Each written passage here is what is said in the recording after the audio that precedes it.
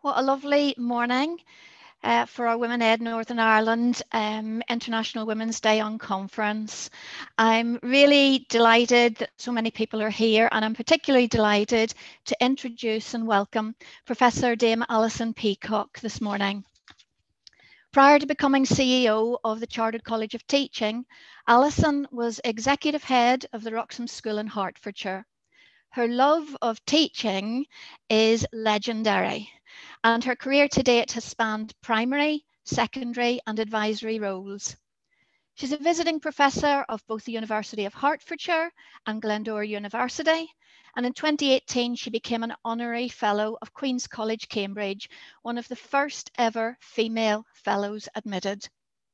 Alison, we know you are a passionate supporter of Women Ed, and we're absolutely thrilled that you're now going to open our International Women's Day on Conference. You're very welcome, Alison. Thank you, Jackie. I'm absolutely thrilled to be here and thrilled to open this unconference. I'm going to talk to you this morning in the 10 minutes that I've got about why I think we should choose to challenge some of the things that get in the way of great professional learning, of great leadership, of, on occasion, women being successful. So I want us to challenge some key dispositions for learning that I think are absolutely vital. The first challenge, I would say, is that we should challenge a state of mind that believes there's only one right way and that believes that outcomes are predictable. What we should be doing, of course, is focusing on openness, on the possibility to surprise, on the capacity for something different to happen. So I believe that this is one of the key things that we're really focusing on this morning in thinking about how we choose to challenge. We challenge that sense that everything's stuck. We have to believe in openness. The second thing, and there are 7 of these, the second thing that I think we have to challenge is a reliance on ready-made solutions or reliance on certainties. We have to be in a position where we constantly encourage questioning, where we encourage restlessness, where we build humility. This is the way in which we will begin to make things happen. So we need openness and we need the capacity to question. The third thing that I think we need to challenge, that we need to choose to challenge as women from Women Ed, is compliance with imposed models and compliance with materials that someone else tells us we need to follow. I think we need to challenge this and say, no, we need to be celebrating inventiveness.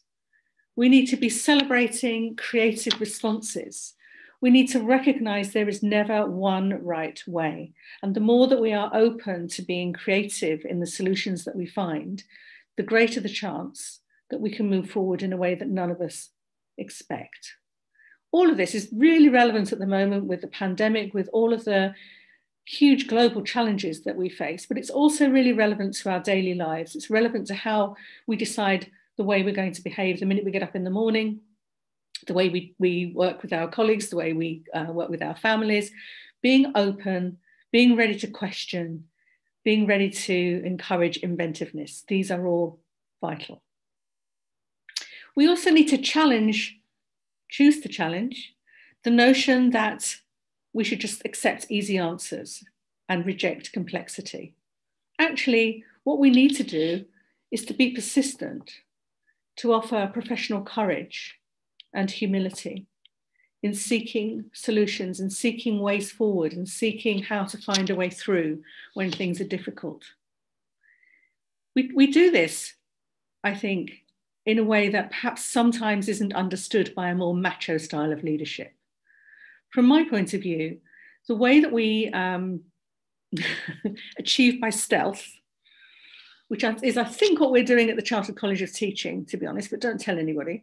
I think the way that we achieve by stealth is by this notion of constantly saying, well, what else? What else? What else can we find? How else can we find a way through? What other solutions might there be? How can we question things? How can we persist in being brave and talking about the things that we know that really matter? We also need to challenge a fear of failure, a fear of trying new things. Now, this is really central to the work, I think, of Women Ed, because too often that voice in your head that tells you, oh, well, no, don't you try this. This is only you, or this is only, well, you're not going to be any good at this. That voice can be so limiting if we allow it to be. If we allow fear to get in the way, if we allow fear of failure, fear of trying new things, that is really self-limiting, but it's also limiting of others. If we lead in that way and we kind of say, well, look, let's just take the safe option.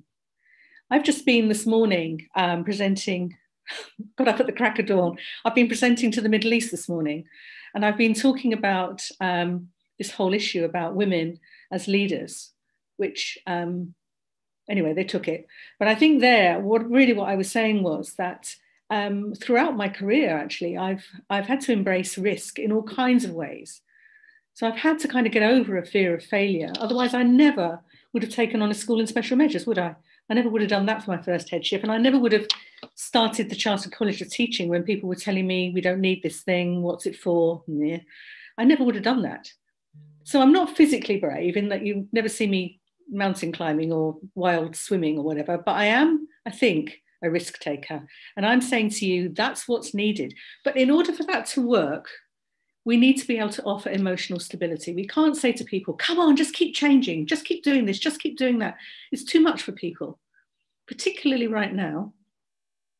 Interestingly, yesterday, there was a piece published in TESS where I was really questioning the whole decision by the government to hand all of the GCSE and A-level and vocational examination assessment over to teachers, lock, stock and barrel, without any regional or national moderation. And I was saying, look, this is a real risk for people. This is, teachers risk being found out here. Now, I tweeted about that yesterday morning. I quite often tweet first thing in the morning. And some people kind of commented and responded to that. And then I sent a tweet of a cat in a tree with a load of blossom around it and sort of said, have a lovely day, you're doing your best, you're great. That got loads of attention. Now, that's not to do with the fact that people don't want to engage with that bigger issue. It's maybe to do with the fact that I've only just woken up and I'd rather look at a tree with blossom in it. It's about how you find your way through. So that bigger debate about assessment is something that we would take up at the Chartered College, and we would try and support teachers through all of that. But there will also be along the way lots and lots that we will do just to keep on encouraging people, because it's a really challenging time. So emotional stability is something that we absolutely need to offer for ourselves, for our colleagues, for our children, for our communities. And very often we are the people that others look to, particularly through that, as I say, that subtler, stealthier style of leadership. I think we absolutely need to challenge deficit thinking. We need to choose to challenge deficit thinking. So all of this narrative around catch up, if we're not careful, becomes about remediation. It's not about reconnecting and revitalizing, which it should be. It's all about making everybody catch up. Well, actually, we weren't all at the same starting point anyway, prior to the pandemic. This is not about being soft on standards. This is just about saying we need to be able to offer a real rich, deep, compassionate breadth for our youngsters as they return to school. We need to be generous. We need to welcome difference. If the events of that awful incident with George Floyd last year taught us nothing else, it's about how do we welcome difference. That's fundamental. And I think the last area that we absolutely need to choose to challenge is allowing ourselves to be driven by fear, defensiveness, blame. It's much easier to blame someone else when something goes wrong. We see it all the time nationally at the level of government. It's much easier to blame someone else. But the reality is what we need to be doing, I believe, is to be showing empathy, to be offering mutual supportiveness, to be working together in a way that builds everybody, that everybody feels better because they're part of our community. This is what Women Ed does so well. It's what the Chartered College of Teaching is trying to do. Thank you for so many of you who have joined. I would encourage everybody, please, to join us, because our mission is exactly to try to enable these key factors that I've talked about this morning to become a reality. So a culture of openness, of questioning, of inventiveness, persistence, emotional stability, generosity, and empathy. Everything that I think Women Ed stands for. Thank you very much indeed.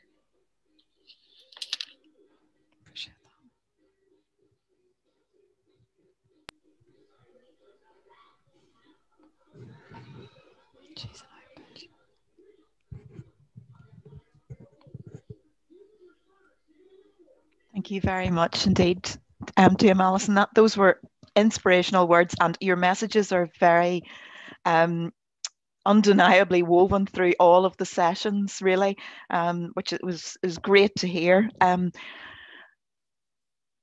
just going to take a few minutes here till we get ourselves for our panel, for panel one, for session one.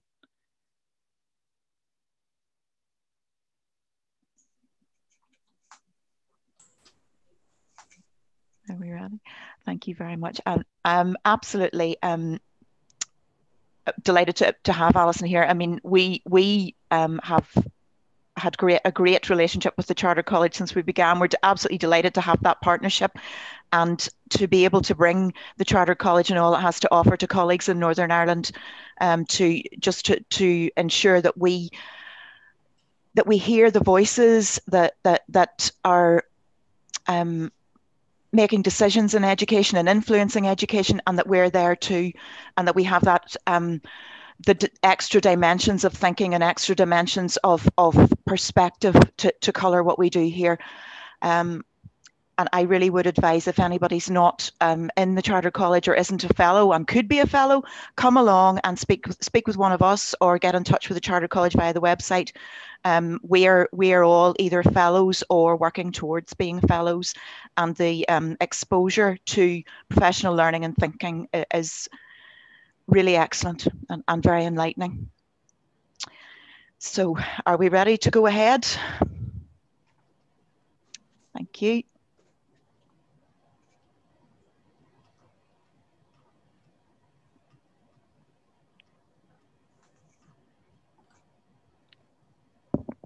Can I go ahead, Janet?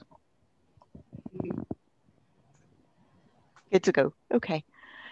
So it's not every day you get to say that you share a stage or a room with Dame Alison Peacock, and I'm privileged to be following her, although it's not an easy act to follow. Good morning, everyone, and you are most welcome to our session one on disruptive women. And we are proud and privileged to say that we are of that ilk in Women Ed and Women Ed NI.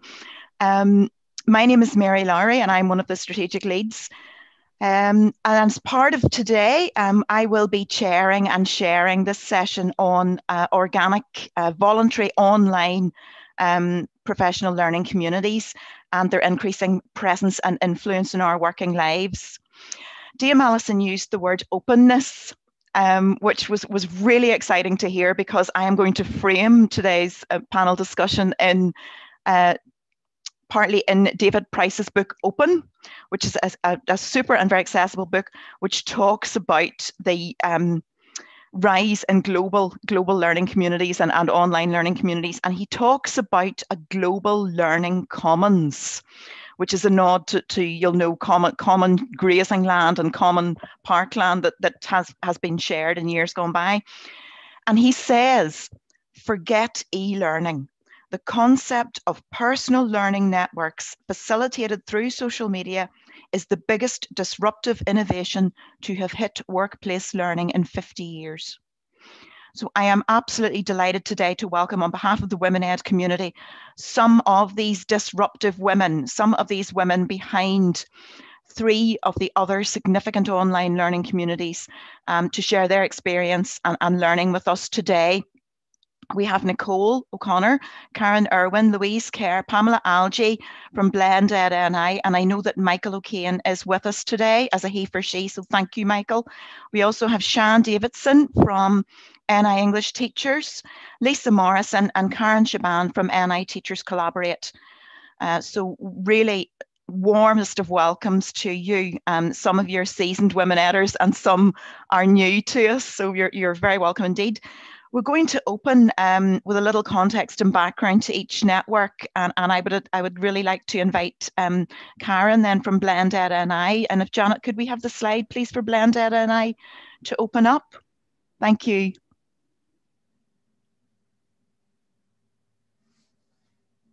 All right, so we originally met as a group of Apple Distinguished Educators who had a shared interest in technology going back years and years, especially in education. So during the first roll of the pandemic, we wondered how we could help in this situation. So one Saturday morning, I sent a little text out to the other ladies and Michael as well, and said, look, is there anything we could do to help? We were all sort of being asked questions from different places, and we just thought, could we do something that would maybe help a little bit in our teaching community? So one thing you'll notice about us is that we work pretty fast. So that text was sent Saturday morning, and by Saturday lunchtime, we had a name picked, we had our social media set up, we had our branding created, and we were ready to go by that evening. We aimed genuinely to support maybe 20 teachers, and that is honestly what we were aiming to achieve, was a few people who were using iPad in the classroom, who now had to use it remotely, and how could they help with that. We were overwhelmed by the support and the need that was out there as well. So we began by running conversations, and we hosted quite a few conversations towards the end of last academic year. And then over the summer, we ran Amplify, which was our online summer conference, where we, I don't know how clever that was, to do 28 sessions over 2 days. So between the 5 of us, we ran all those sessions, and we just focused on everything that we thought could be useful for using technology, for pastoral care, outdoor learning, reading, everything we could think of. And since then we've been running online training sessions for teachers, sometimes once a week, sometimes up to 3 times a week. Sometimes we're repeating sessions due to numbers, and we just do it in reaction to what the needs of the teachers are. So we really started to respond to that pandemic need that teachers needed in support of using technology. But we felt like we had an authentic voice in that conversation. The ethos of being an Apple Distinguished Educator is that we're an author, an ambassador, an advocate, and an advisor.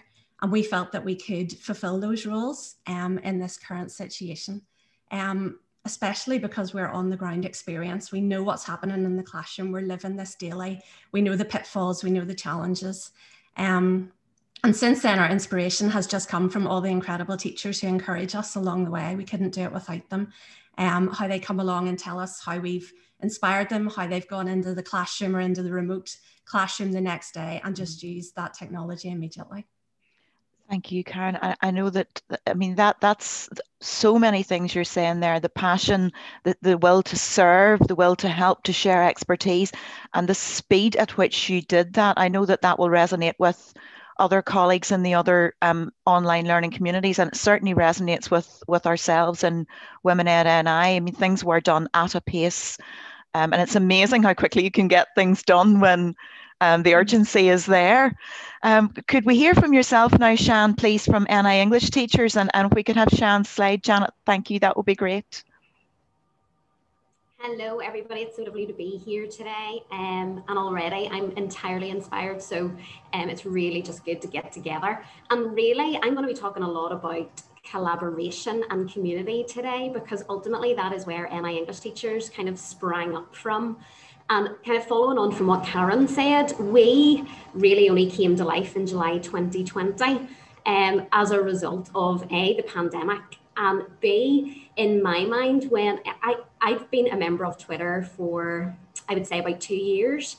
And I looked to the likes of LitDrive, and I looked to the likes of Team English, that were English teachers, disruptive women in England, who were really giving English teachers in England a voice. And I think I've used the phrase a barren landscape before, but in terms of specific English, that specific English voice, it just wasn't here in Northern Ireland online. And I thought, you know what, I think it's time that we bring our fabulous Northern Ireland English teachers together.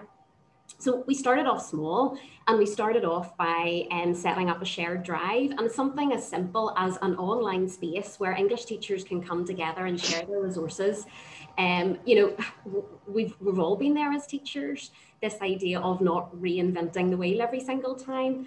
And there's now this bank where we have over 600 teachers constantly filling that up with fabulous resources. So that's kind of where we started from. And then I thought, let's look for more. And that's why it was interesting to hear what Dame Alison was saying this morning, you know, this idea of challenging the staying where you're at and constantly looking for more.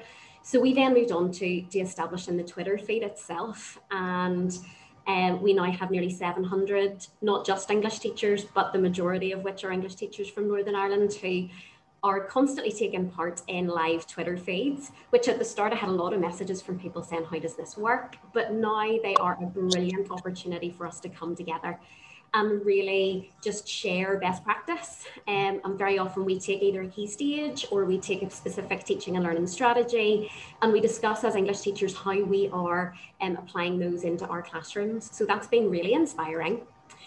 And then I moved it on again, and we now have also a website and blog. And that has been, I think, the most inspiring part for me, because English teachers in Northern Ireland are so willing to give of their own expertise. It's not comfortable for them. And I have a lot of teachers who say to me often, I'm not sure about this, will you have a look? I just don't want to put myself on that big stage. But we now have a brilliant bank of blogs on our website, and it really is exciting.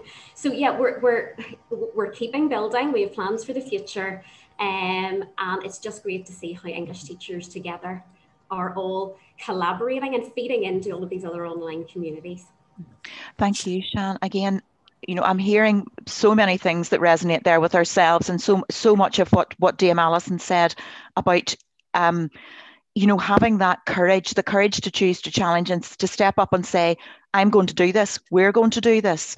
In fact, that, you know, that's one of the things that we said at our launch of Women Ed was, you know, not available in Northern Ireland. How often do we see not available in Northern Ireland on television ads and all sorts of facilities and deliveries and products, and now we're in arguably a more difficult situation with Brexit.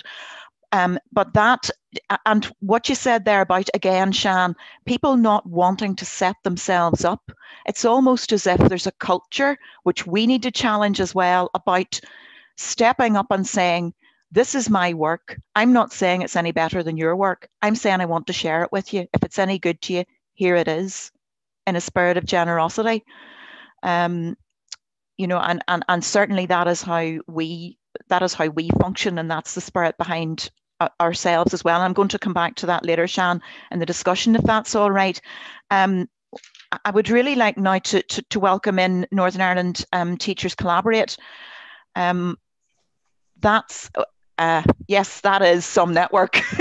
So would you like to just tell us a little bit more there, please, about yourselves, Lisa? Hi everyone, I'm Karen from NITC, and I'm joined with my colleague Lisa here today. NITC, we set it up last summer. It was one of Lisa's brainchilds, and she thought it would be a good idea to get a group of people together just to share resources and support one another through what was sort of going to be a very difficult and challenging time. And it really snowballed from there, a bit like the stories from Blended Ed and I and so forth. It literally went from what we thought would maybe be 30 or 40 teachers to very quickly growing and growing and growing to now we have over 13,000 members. Lisa therefore asked a number of us then to help her with the admin duties, because obviously it's become such a large platform, and myself and 4 other admins now are on the panel, 3 of which are men, and we all bring very different skills, I think, to the panel and also to NITC. And we've also now rolled out in response to sort of feedback from members. We have our own webs page, we have our Twitter account, we have a YouTube channel, and we've been working in partnership with Stranmillis University on a number of blended learning courses to try and improve CPD opportunities for teachers throughout the province. But really the sort of success behind it at NITC is its members. We have a phenomenal group of teachers and professional colleagues across the province who are willing to share ideas, resources, and just even sometimes just the odd quote or thought to inspire people, especially whenever this year has been so difficult. Thank you. You know, there's just such a sense of common purpose here, and you know, I'm hearing again, to go back to what David Price talks about in his book, and when he alludes to the success of this type of learning community, he talks about participation, passion, and purpose. And again, you know, it's almost as if we're scared to express our passion for what we do in that we're maybe seen to be a little bit eccentric if we do that, or a little bit unusual if we say, I am absolutely passionate about education, I'm passionate about this, or I'm passionate about teaching English. And it's so refreshing to be around other people who are passionate too, and to give people that space to have permission to be like that and to share that. Again, what's very clear from what you're all saying is that sense of purpose. The purpose to change things, improve things, and to give people the space to do it for themselves, and to ultimately through that improve things for children, improve things for learners, children and young people.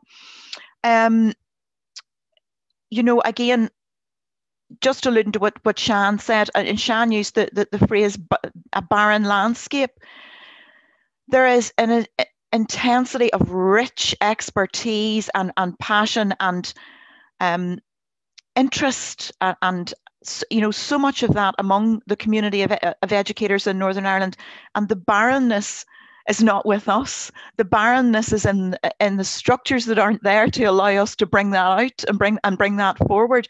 So creating these participative communities where there isn't a sense of hierarchy to limit the creativity and limit the sharing is well, it's a very, very important thing to be doing, and to be challenging the culture that is there. A lot of work goes into these, to communities and to even to today. I mean, thinking of our colleague Janet there in the background, the intensity of preparation that went into today and to maintaining momentum. Can you tell us a wee bit about how you are sustained in the work that you do, and what keeps you going? Nicole, I don't see Nicole there. Where's Nicole? I'm here. Hello. Would you maybe tell us a wee bit yourself from Blended there? What keeps you going and what keeps the group going? I suppose you kind of touched on it yourself there at the end, that challenging that culture. Mm-hmm. So it has been initially the need and the response from attendees that made us go, oh, actually, there seems to be a need for us, or what we're doing is of value. And it's not just, it wasn't just to those 20 people who, we thought it would just be the colleagues from our schools, as Karen said in the beginning. But kind of, I think as teachers, when you know that your work and that your offering is appreciated and that you're getting thanks for that as well, it can be really a real good motivator, where sometimes we don't always get thanked for the things that we're doing in the background, or all of the graft that goes on in just the day-to-day classroom, never mind the apparent free time that we have doing Blended, the round the clockers as we've been called. Yeah, that's our one of our little pet names for yourselves is the round the clockers or the blenders. I think that sense of appreciation, I mean, that just to someone to smile at you and say, thanks very much, that was really useful to me, I really appreciated that. That's enough to sustain you until the next time someone does it, almost, Yeah. So, does that resonate with yourselves? Sian, you're different in that you're kind of, you took this upon yourself initially and you moved it yourself and then you brought others in. So how does that resonate with you? In the exact same way, in terms of what sustains me, well, the bottom line is the passion for my subject, the passion for English and how we can become better English teachers. Ultimately, that is what keeps me going, and how we can take best practice into our own individual classrooms. But since all of this has started, what keeps me going? I mean, we could have stopped it at the shared drive, happy days, everybody's collaborating there. But because of the kind of the feedback that I was getting from colleagues, because of these new formed professional relationships that were established, that's kind of what's driven us all to keep going. And, as English teachers, very often, unless you have friends in other English departments across the country, maybe the only opportunity you get to speak to other English teachers is at an agreement trial or at a SEA course. And that's maybe grand for that afternoon, but then you go away and you're back to doing your own thing again. Whereas this has offered everybody the opportunity to come together kind of on a more constant basis. And so that's definitely what keeps me going. When I see resources being uploaded to that shared drive and I have people contacting me asking, look, I've been trialing this in my classroom, can I have a blog featured on the website? That's what keeps me going. And back to what's being said earlier, just so delightful to see Northern Irish teachers suddenly have the confidence to put themselves on stage, if you like, and step out of that comfort zone. So yeah, that's what keeps me going. That's what keeps us going, and it's great to see people come back time and time again and give of their own time. Yeah, it's contagious, isn't it? I mean, it's just the fun aspect and the camaraderie and the participatory aspect. It's just contagious. I mean, you know, we all left the very first Women Ed launch day, and I know Eileen talks about it. Just happy. You know, happy in our work and in our sense of purpose of what we were doing, and we knew that there were other happy people around us enjoying what they were doing too, and it motivates you to go forward. What about yourself there, Lisa? You're on such a scale. You know, I'm blown away with the scale of your network there. What sustains you to keep that, the size of that, and to, you know, to just to keep it all going? Yeah, you know, Mary, as Karen said, when I set it up one Saturday night, I did not anticipate this at all. And really what sustained that group is the members of the group. You know, there's a real collegial approach to it. And, you know, whilst I feel, you know, I set it up, I don't feel that I particularly lead it. I think it's led by the members of the group. The interaction, the collaboration on the group is incredible. You know, if you go on and ask a question, within minutes, you'll have 40, 50 people from across Northern Ireland. So, you know, I am not an IT specialist. Thank God Karen is, because if she wasn't, I would have been in difficulty very early on.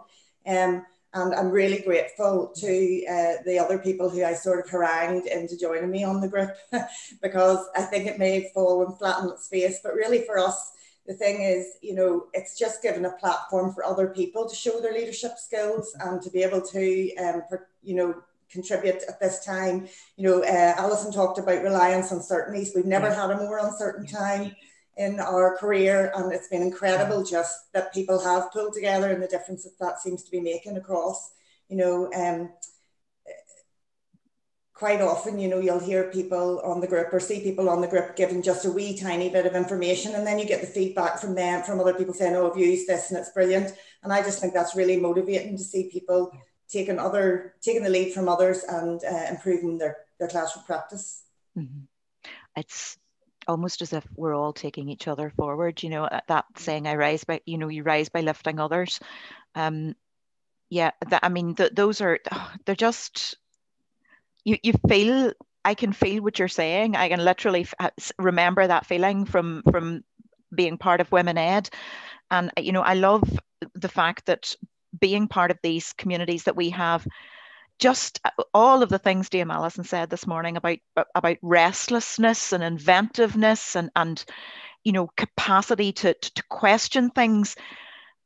These communities, certainly from our experience in Women Ed, they just give you that scope to do those things without having to go through layers of bureaucracy or corporate thinking or brandedness, which slows everything down and constrains almost, you know, creative thinking and participation.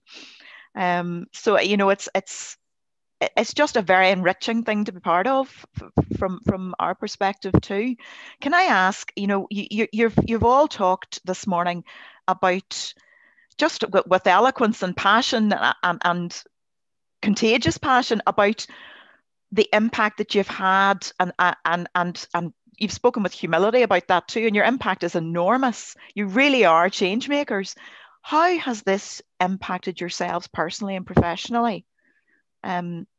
What difference has that made to you? It's bound to have changed your life in some way. I think for me, certainly, Mary, I've been teaching for 20 years, and I think you get, maybe because I'm an IT specialist as well, you feel a wee bit that you reached a plateau in your career. Mm-hmm. And either you go on the senior leadership kind of pathway, or you kind of just stagnate. And for me, technically, and certainly within schools in Northern Ireland, I didn't really feel that there were the courses or the opportunities there to sort of progress. And as a result of that, I went out in a career break. I worked as a trainer for Google and Infinity over in England. And I think it saddened me that the opportunities weren't available really within the province. But I think this now has shone a light on that and has empowered people to be able to take ownership of their own learning. And if they can't learn through the normal channels, then look to other ways to do that. Yeah. And I think also, obviously, the pandemic has opened that up more because there are more online learning courses and things that you can do. And people are less afraid to engage in that now as well, and they're being more recognised. And would you say, just personally, Karen, how do you feel as a professional from contributing to this and from establishing it?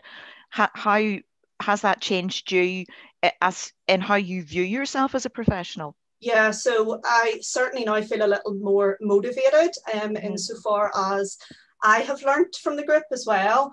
And I also, I think, sharing, sort of realising that other people have the same struggles as you and or maybe at the same place as you in their career.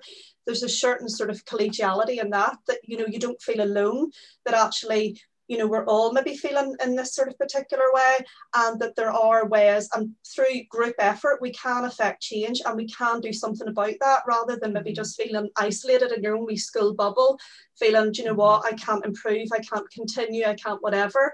Actually, there's other people out there that are feeling the same, and there's other people there to support you in that, and also help maybe direct your career path and your professional development. And that is the thing I think that I've taken away from it. You know, I've learned new. I didn't even know about some of the teacher courses and things that are out there, because a lot of them aren't filtered down to teachers at school level. And it's only through actually forums like this that we're actually getting to hear about some of the actual opportunities that are there. I absolutely. I mean, I would find that, I'm sad to say, from the work that I do with schools myself, sometimes things go into a school but do not reach the people that they're supposed to reach, and so opportunities are limited. And as you say, this type of forum allows for that informal sharing of information. Just, did you know this was happening? You know, on a more formal level, in terms of professional learning, that is a reason why we are so delighted to be such close partners with the Chartered College, is that we don't have this in Northern Ireland. We are the size of Greater Manchester. So it's extremely difficult for us to provide high quality, sustained professional learning with the number of people that we have to actually tap into if we look to Northern Ireland only. So having that, bringing the Chartered College in and bringing us out to them, gives that formal opportunity to do that, and to open the scope to all those channels of information and learning as well. I'm going to ask someone from Blend Ed, you know, really about the impact on them personally. If we haven't heard from Louise. Louise, are you there at all? As they say in the seance. I am. Could you talk a wee bit about how this has changed you personally and professionally? Well, I suppose since Karen sent that text randomly one morning last May, I have changed immensely. I would never have dreamed this time last year that I would be on a platform with 100 people, 300 people, and plus that it has changed me personally in that way. I am probably the epitome of 10% braver, and I know the girls there will laugh along with me, because there wouldn't have been a stage, even I'm like Karen, teaching 20 years, and would have been so nervous to stand up in front of my own staff. And now with Blend Ed, we're reaching, well, we've had 6,500 registrations, and it's just mad to think that my career and me as a person has changed so much within the space of 12 months for the better as a result of the pandemic.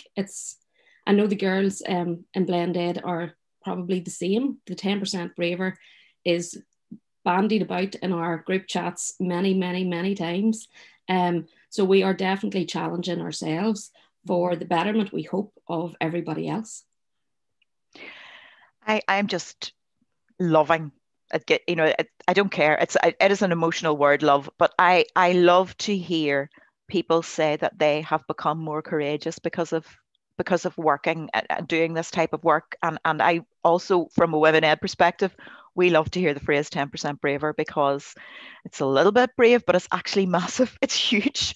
And once you start it, it becomes incremental. You continually, but 10% braver becomes part of your being, part of your DNA. Yeah, the ladies would say that 10% doesn't even cover it sometimes 10,000%. Yeah. But yeah, the percent braver is a well-used phrase in the Blend Ed group. Mm-hmm.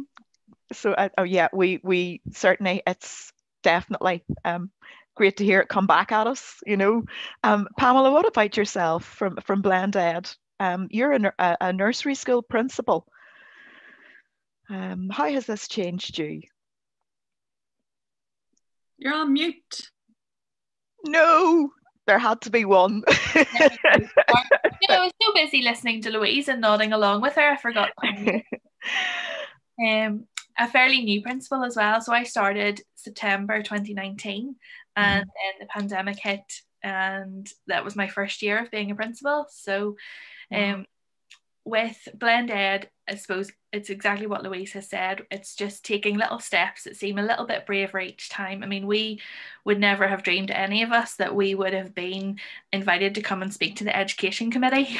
And that happened, and we were all really nervous about it, and we decided, this is too good of an opportunity to turn down. But really, who are we as a grassroots organisation, a small collection of teachers, to be asked to go and speak and address the education committee, and be asked by the education committee for our advice on things as well? It's just unreal. So to see it snowball, and then be asked by organisations like Stramillis and teaching unions to take training for them, it's just unreal.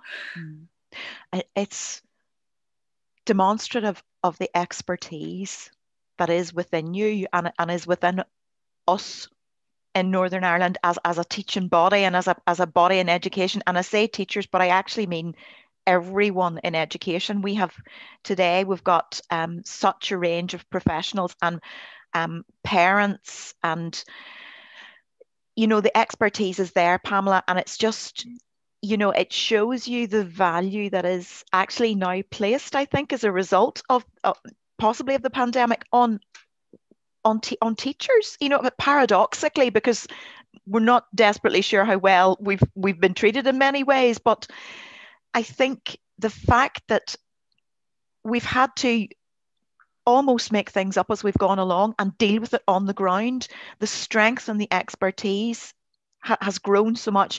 And I'm just, I'm feeling good on the education committee for having you there, good on them for listening, and good on them for knowing that you are the experts. That's a start, that's a step, that's a good thing.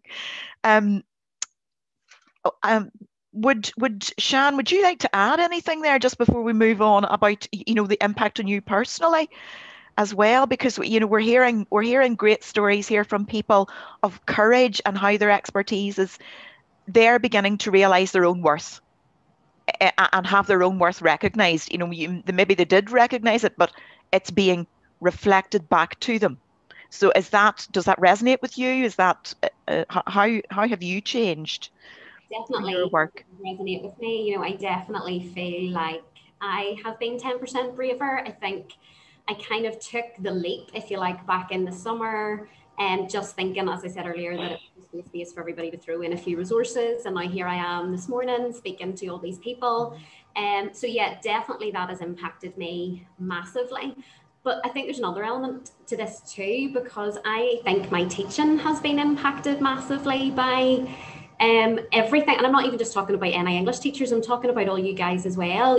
All of the work, all of that collaboration, it's really fulfilling that ultimate purpose that I suppose we all share, which is to raise those brilliant standards of teaching and learning that already existed in Northern Ireland. Yeah. But now we just have these extra little outlets where we can all come together, share best practice.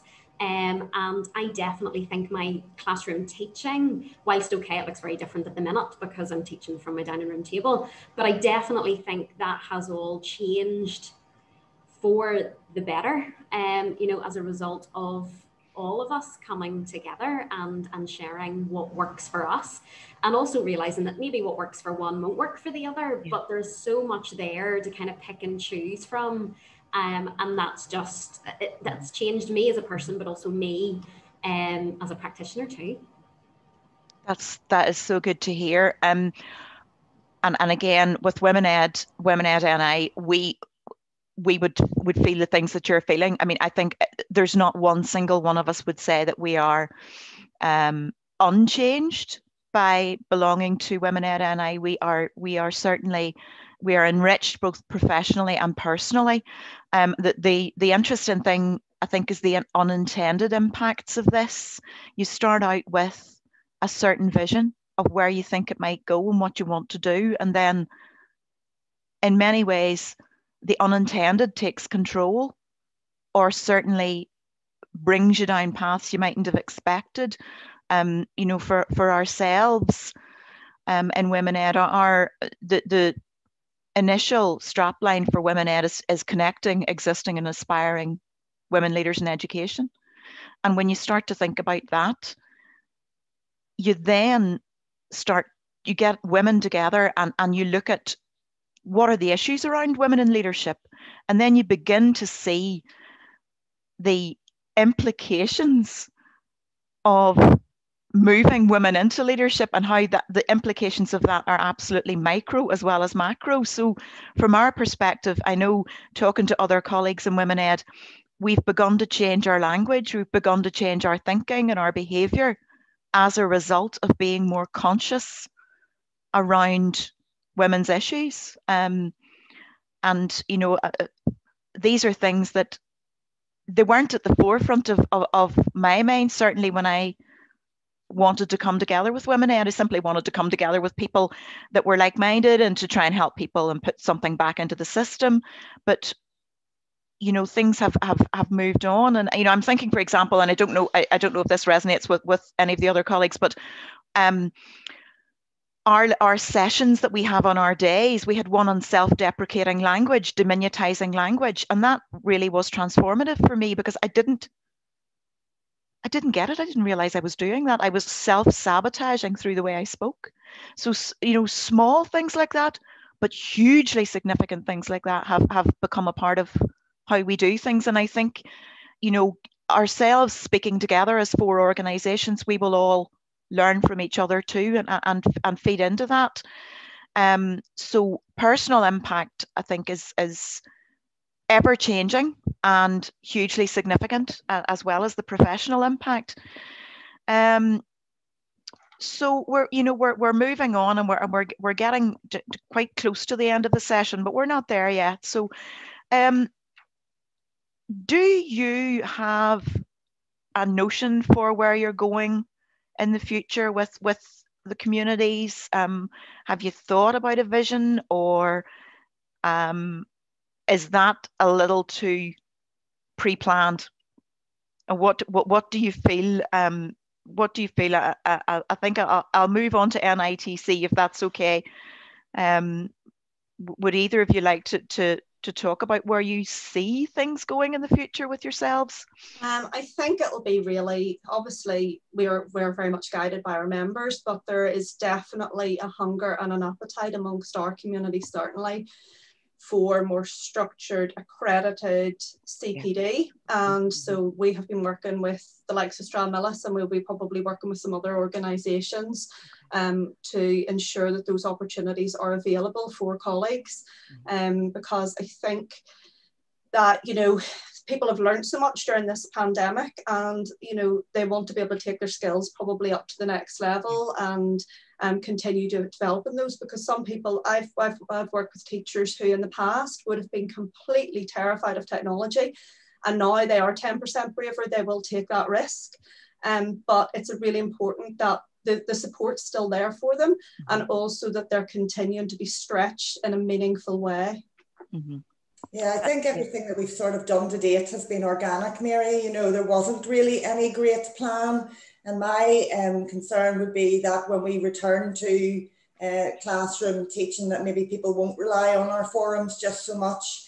So I think we will have to switch the way we do things to maybe keep people working together and keep that collaboration going. Thank you. Yeah, it's interesting because we are Women Ed is that we've been pre-COVID, we've been Women Ed and then Women Ed NI and yourselves. I suppose your thinking and initiation around what you've done is slightly different to ours, but there's we're all now in the online sphere. Can I ask about the other groups, please? Are you on a similar way of thinking, that potentially more formal professional accreditation? I mean, we're crying out for that here, let's face it.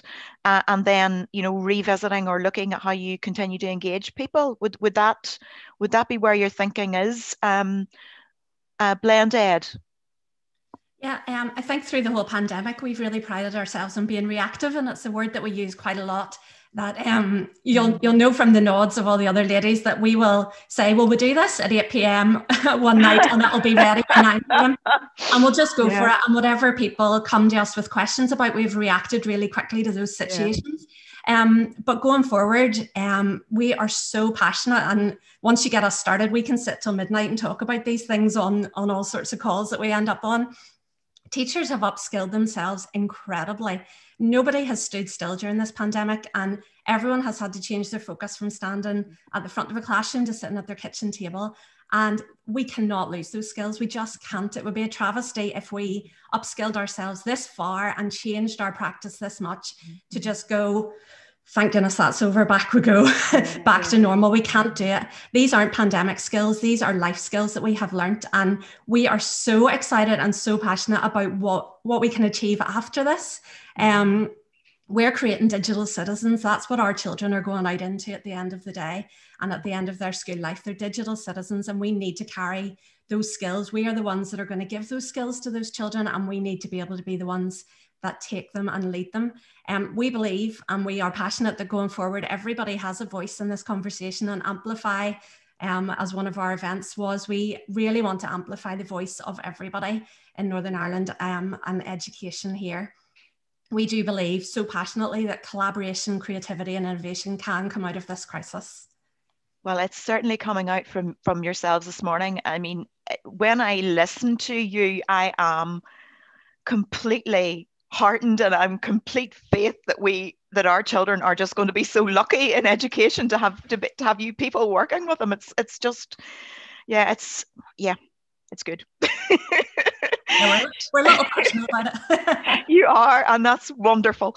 And Sian, yourself, where do you see things for NI English teachers? What would be your thinking? We're hoping to build on the community that we've established, really. Ultimately, I've had people in the last few weeks contact me from, other kind of spheres that would link into us. So bookshops, for example, local theatre companies have also contacted me to look to see how we can all work together. So we're kind of hoping to branch beyond English teachers and kind of think about where else, we can all come together to collaborate. But we're definitely looking to up the ante in terms of our CPD offering. So we've got blogs at the minute. I would love to have a bank of video resources, really subject focused, research-driven CPD for English teachers in Northern Ireland. And ultimately as well, I would love to establish at some stage in the future a mentoring programme where we have pretty established English teachers taking younger English teachers under their wing in a more informal way than in the school setup. Somebody who would be at the other side of a WhatsApp, somebody who would be there, just in an informal way. And it would be lovely just again to have that encouraging voice, maybe outside your school setting, which is always useful. So yeah, mentoring, increasing our CPD offering. We've got all these plans that we want to take far and away and above and beyond this current pandemic phase that we find ourselves in. We're here for the long haul. We're not just here until we're all back to the classroom. Great to hear. We are also here for the long haul. The idea of mentoring is definitely something that we, in Women Ed NI, we look to, and that's something that we have felt has been missing from our careers, and we are all quite of an age, shall we say, in our careers. You know, there's a lot of experience around the table, and we've, you know, certainly talked about the impact or lack of mentors on us as we came through our careers. So that is a wonderful thing to be proposing, and it's certainly something that there is a deficit of here. We I suppose we're looking to do that informally, and we do it informally in Women Ed, but certainly it's crucial. It's a crucial thing, and you look back, you know, looking back on our careers, I suppose if you'd had that, how many mistakes would you maybe not have made, and how much more quickly could you have achieved things and done things? So, you know, there's so much there from what you're all saying about going forward, and one thing is for sure, we are not going back. There is no going back. We can't unlearn what has been learnt and ungrow what has been grown. So I am at this point going to thank you so much for this morning. I have been just delighted, uplifted, inspired, challenged, and just made happy by listening to you this morning, all of you. You're just so inspirational as educators, and speak with such intelligence and depth and humility and good sense. So thank you for your input. I am going to round this off by saying two things. Number one, you've chosen to challenge. You've been 10% braver. Please get on Twitter now and talk about it. And you have shared a platform this morning with Dame Alison Peacock. So well done. That is something I personally am absolutely delighted about. I never thought I'd be there, but I am, and I was. And then just from my favorite quote from David Price's book Open, it really sums things up this morning as to what we've experienced. You know, we have had the desire to meet with like-minded people, to connect ideas, to take collaborative action, to achieve something that we couldn't achieve alone, and to feel good about it. So thank you so much. Bye-bye. Thank you, Mary. Thank you. Thank you. Thanks, Mary.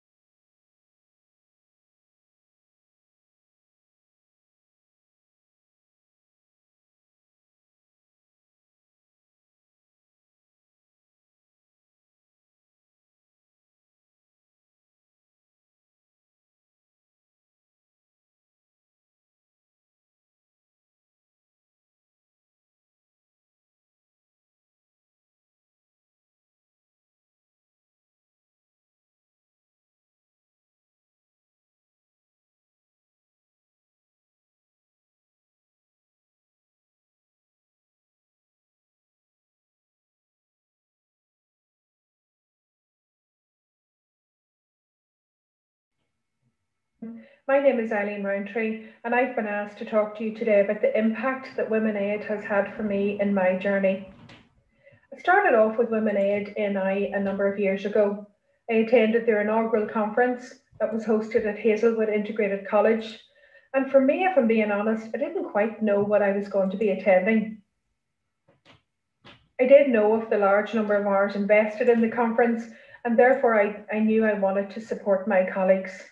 I also resonate with the words of Brené Brown, who suggests that often the most bravest and important thing to do is to simply show up. And I definitely don't regret doing that day.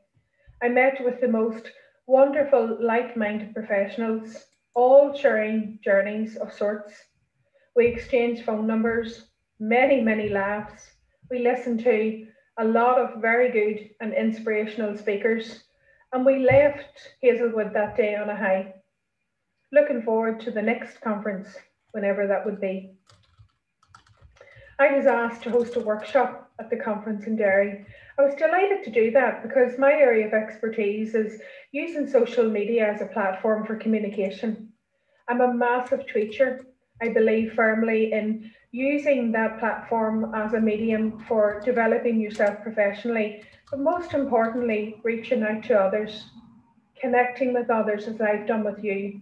In the Women Aid organisation, I've now got many friends globally and nationally, and for lots of you, we've talked privately. You've given me advice in my own professional development, and you've offered me some salient answers to things that I perhaps just didn't know what direction that I was going in. I want to thank you for that. I was then asked to do a blog for Women Aid. Now, I had some slight reservation, and then I thought, you know what, I'm just going to be 10% braver. I'm going to wear my heart on my sleeve, and I'm just going to share my journey. Part of that journey was 13 years ago, I was asked to go on a radio show to defend the teaching profession. It wasn't too difficult for me talking to a mic. No one could see me, but they could hear my passion for the profession.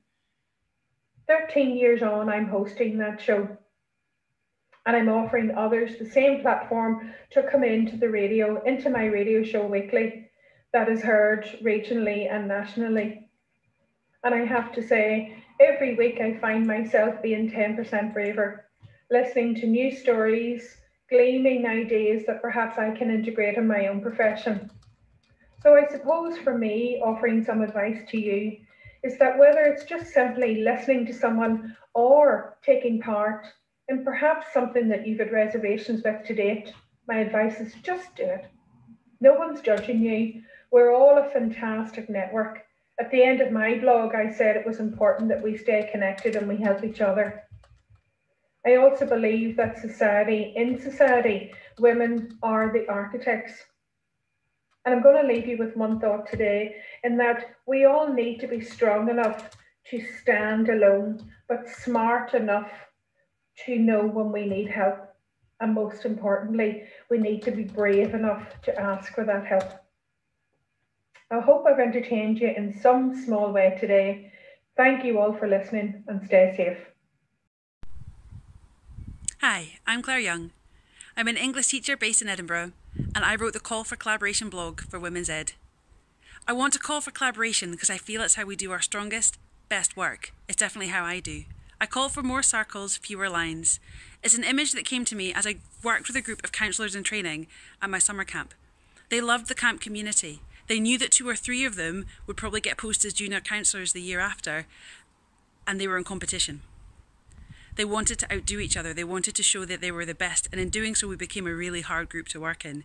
Standing in our meeting room one morning, I found myself speaking about lines versus circles, and how in circles we stand shoulder to shoulder, eye to eye. We see between us what is important, what we are working for, and there I think we do our bravest and our strongest work. We as educators need collaborative spaces. That means spaces where we can be deeply and genuinely reflective. It means spaces where we can look compassionately, honestly at our blind spots, at our privileges, and work out wisely what we do next, knowing that about ourselves.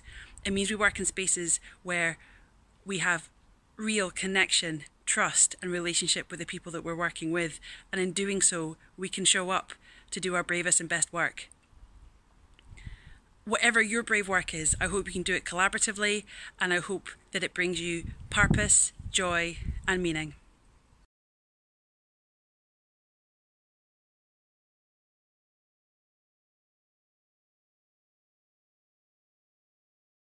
Just firstly to say you're all very welcome. In true women's style, I am multitasking. Nephews downstairs, the man outside cutting the tree, and my mother-in-law up saying, is the Wi-Fi all right? So hopefully things will go smoothly. You're all very welcome. I'm really, really delighted to have you on board. And I'm delighted that it's not just principals and head teachers. I think it's really, really important that leadership strands all facets of the school, you know, and everybody's involved in leadership capacity. So I could introduce you, but being 10% braver, I'm going to ask you to introduce yourselves. And if I feel that you're not doing yourself justice, then I'll come in at the end and say something about that. So Patrick, we're going to start with you because you're a great he for she, and I'm absolutely thrilled that you're here. Morning, Maura, everybody else. Delighted to be here. I was at the first Women Ed conference over at Hazelwood and really enjoyed that time. And Maura and I's relationship in education goes back quite a few years now, and it's great to have expanded that throughout a big chunk of Northern Ireland now. So I'm currently the head teacher of a school in Bolton in Lancashire, and I say here today as a here for she, and to talk about, really looking forward to talk about some of the challenges we've faced during the pandemic.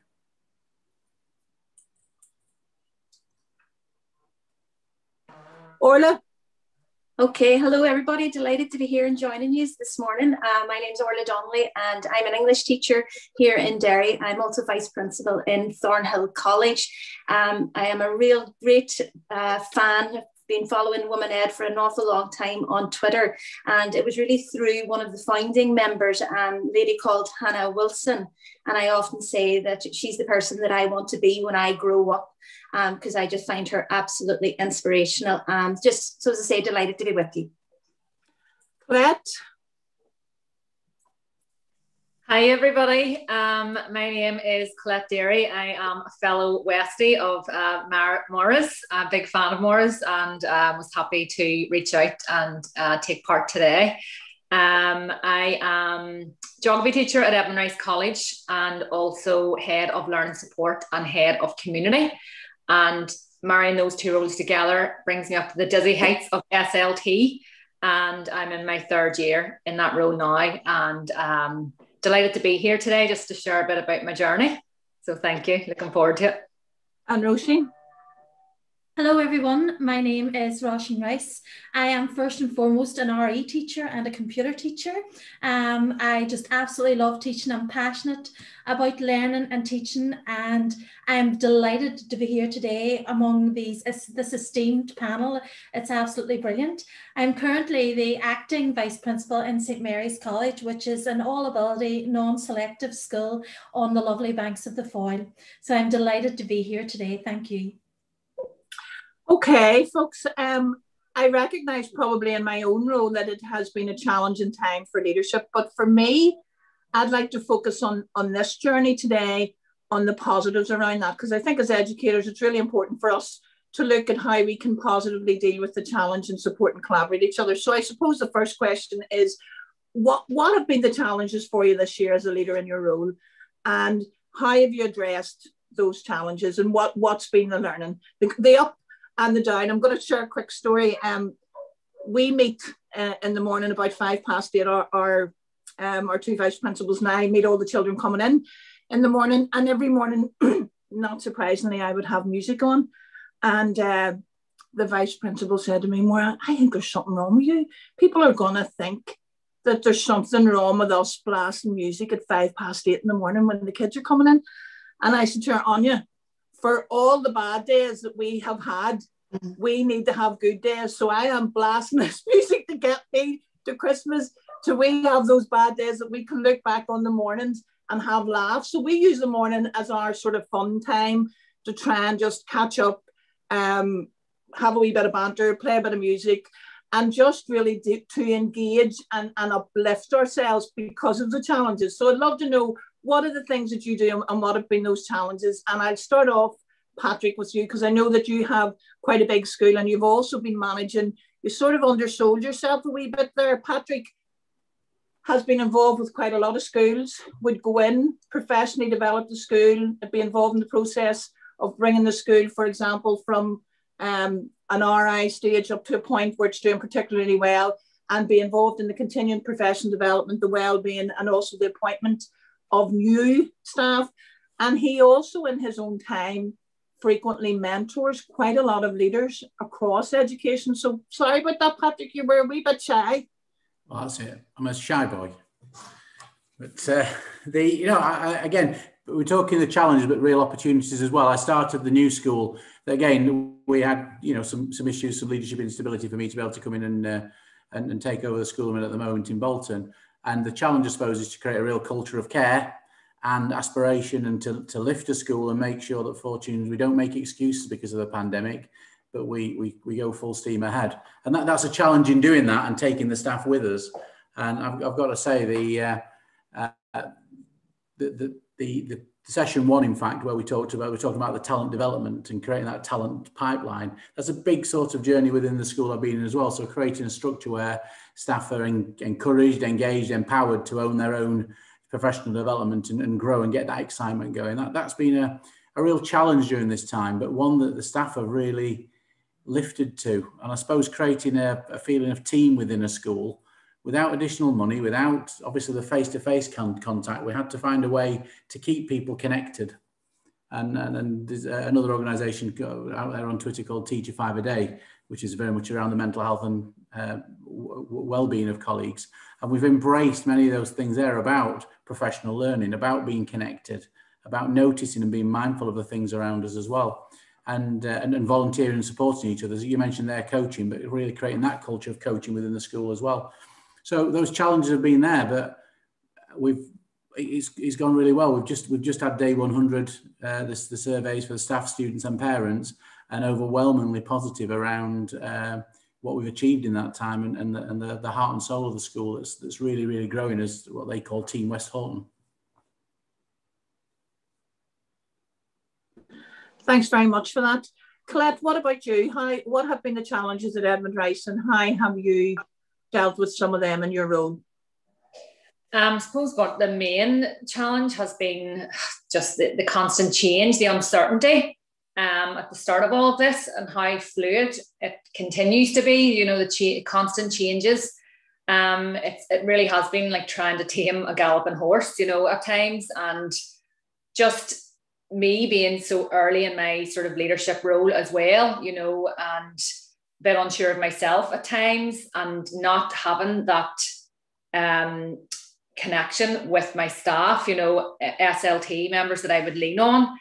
Like Paul Byrne knows how many times I call into his office just to second, you know, I'm always second guess myself. Didn't have that, you know, you didn't have that face-to-face contact with your colleagues. So that lack of contact, that uncertainty, constant change, you know, obviously the move from face-to-face learning to a virtual learning field was a baptism of fire for all of us. And not only managing the staff, but also managing the parents and carers at home and helping them, you know, manage that as well. You know, they were suddenly becoming teachers in their kitchens at home. So trying to give them the support. And then in my role as learning support coordinator, you know, trying to manage those very sort of complex needs and, you know, the children that are now at home and not accessing that one-to-one nurturing guidance that we were able to provide in school. How do we then translate that into the home for many of our kids who, although they are vulnerable, were unhappy, you know, felt unsafe coming into the school building. So yeah, it's been a lot, but what I've taken from it is I've just been overwhelmed by how resilient we all are, you know, as kids, as parents, as teachers on the SLT. You know, we are all capable of so much. And I hope that one thing that does emerge from all of this is a realization of what we are capable of in when faced with these challenges. So yeah, that's the one big major learn that I've taken from it, that we're in this together and we're getting through it. Roisin, what about you? What have been the challenges in your role? And has there been any personal learning in terms of what you've experienced? Well, probably one of the major challenges is effective communication. And in these times, especially, you know, in lockdown 1, communicating effectively and getting the messages out that were coming in thick and fast was just so difficult. And it was coming up with ways where you could reach out and communicate with others so people weren't left feeling isolated at home and not knowing what was going on. One of the things that I personally have done is just pick up the phone and ring people, talk to them. You know, instead of sending that email, just lift the phone your colleague, even send them a wee text. How are you doing today? Did you get that message? How are things going? How did you feel about that? And just creating that, trying your very best to create that personal connection, not just with staff, but also with parents, carers and students as well. I have probably spoken to more parents this year than I have in my entire career, because I've talked to nearly everybody, every parent at one stage or another in the senior school this year. And it is lovely to be able to have that connection with parents. Another thing as well is well-being. And I know everybody talks about well-being, but it's ensuring that everybody is okay. And we've come up with a number of strategies in St Mary's to look at well-being, both staff and student well-being as well. And we've created lots of little virtual activities that they can create. We have virtual cuppas and a chat. And the guys here in school, our principal, Brendan, goes up every single day. And Maura, when you were talking about the loud music, he goes up every single day to the girls here in school with a big box of chocolate, and they get to pick out the chocolate bar that they can have. And you always try to be up and around there whenever he's giving out the chocolate, so you can get a wee bit yourself as well. And another thing that I found particularly difficult was maybe trying to have sensitive conversations with students about, maybe particularly I'm thinking about the time April, May, June last year, when students were choosing pathways and options and things like that. That was all very difficult, but as I say, that personal touch, that human connection, that reaching out and just being there, and having an open door policy for your email, for connecting with your students and their parents and carers, I think that goes a long way to reassuring people that you're there, you're a safe pair of hands, and that your school is that steady ship that they can depend on. Orla, I'm going to ask you, because I know I also follow you, and I also follow the school, and I know that there have been some very significant challenges in your school outside of your control, and I think it'd be really nice for you to talk us through how you dealt with all that. Well, Maura, I would say, like Colette, probably the biggest challenge that we really have all experienced has been the concept of change, because we've been thrown into something where there was no set day, there was no, there was no kind of handbook to go with it. But I think that what we need to have to think about is, right, we're creatures of habit. Our whole day is structured around a timetable and a bell. But for me, in terms of that challenge, I think we have to stand back and think about and be loud and proud about what we have achieved, about what we have done. Look at how we've responded. Look at how we have adjusted our timetable, our curriculum, how we have built in bubbles across year groups, how we have a track and trace system in place, how we have embraced the technology. And at all times, look at how we've done that without forgetting the most important people of all, our children. And one of the challenges that we had, Maura, because we're a very big school as well, one of the challenges that we had, probably one of the first in Northern Ireland, that had to take a firebreaker before everybody else. And significantly, we had the numbers were rising in school, and we found that we simply couldn't go on. And I'll tell you why. Every single member of our management team ended up contracting the virus, and that was very, very difficult. But I'm going to say the one thing what I found about this: we did operate in a sense of calm at the same time, because we had to. It was a chaotic situation, but you have to operate with calm. And I always try to channel a wee bit of Dolly Parton.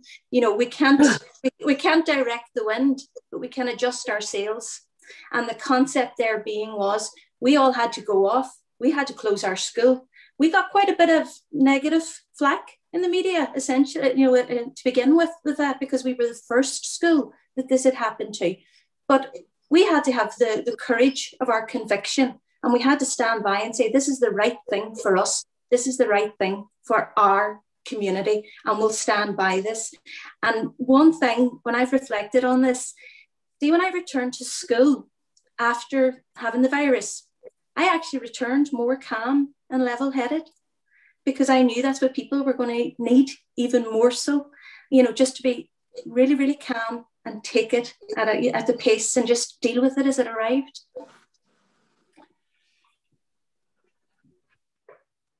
I'm going to tell you a funny story. I had the virus at the end of March, and I didn't know if I wasn't well, if I was tired, because I was under pressure. It was around the time when they were trying to close schools, and it was sort of that uncertainty stage.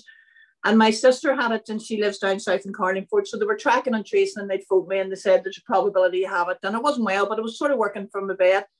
But in my house, my family said, you haven't got the test, you haven't got COVID, and you're running about telling everybody that you do have COVID.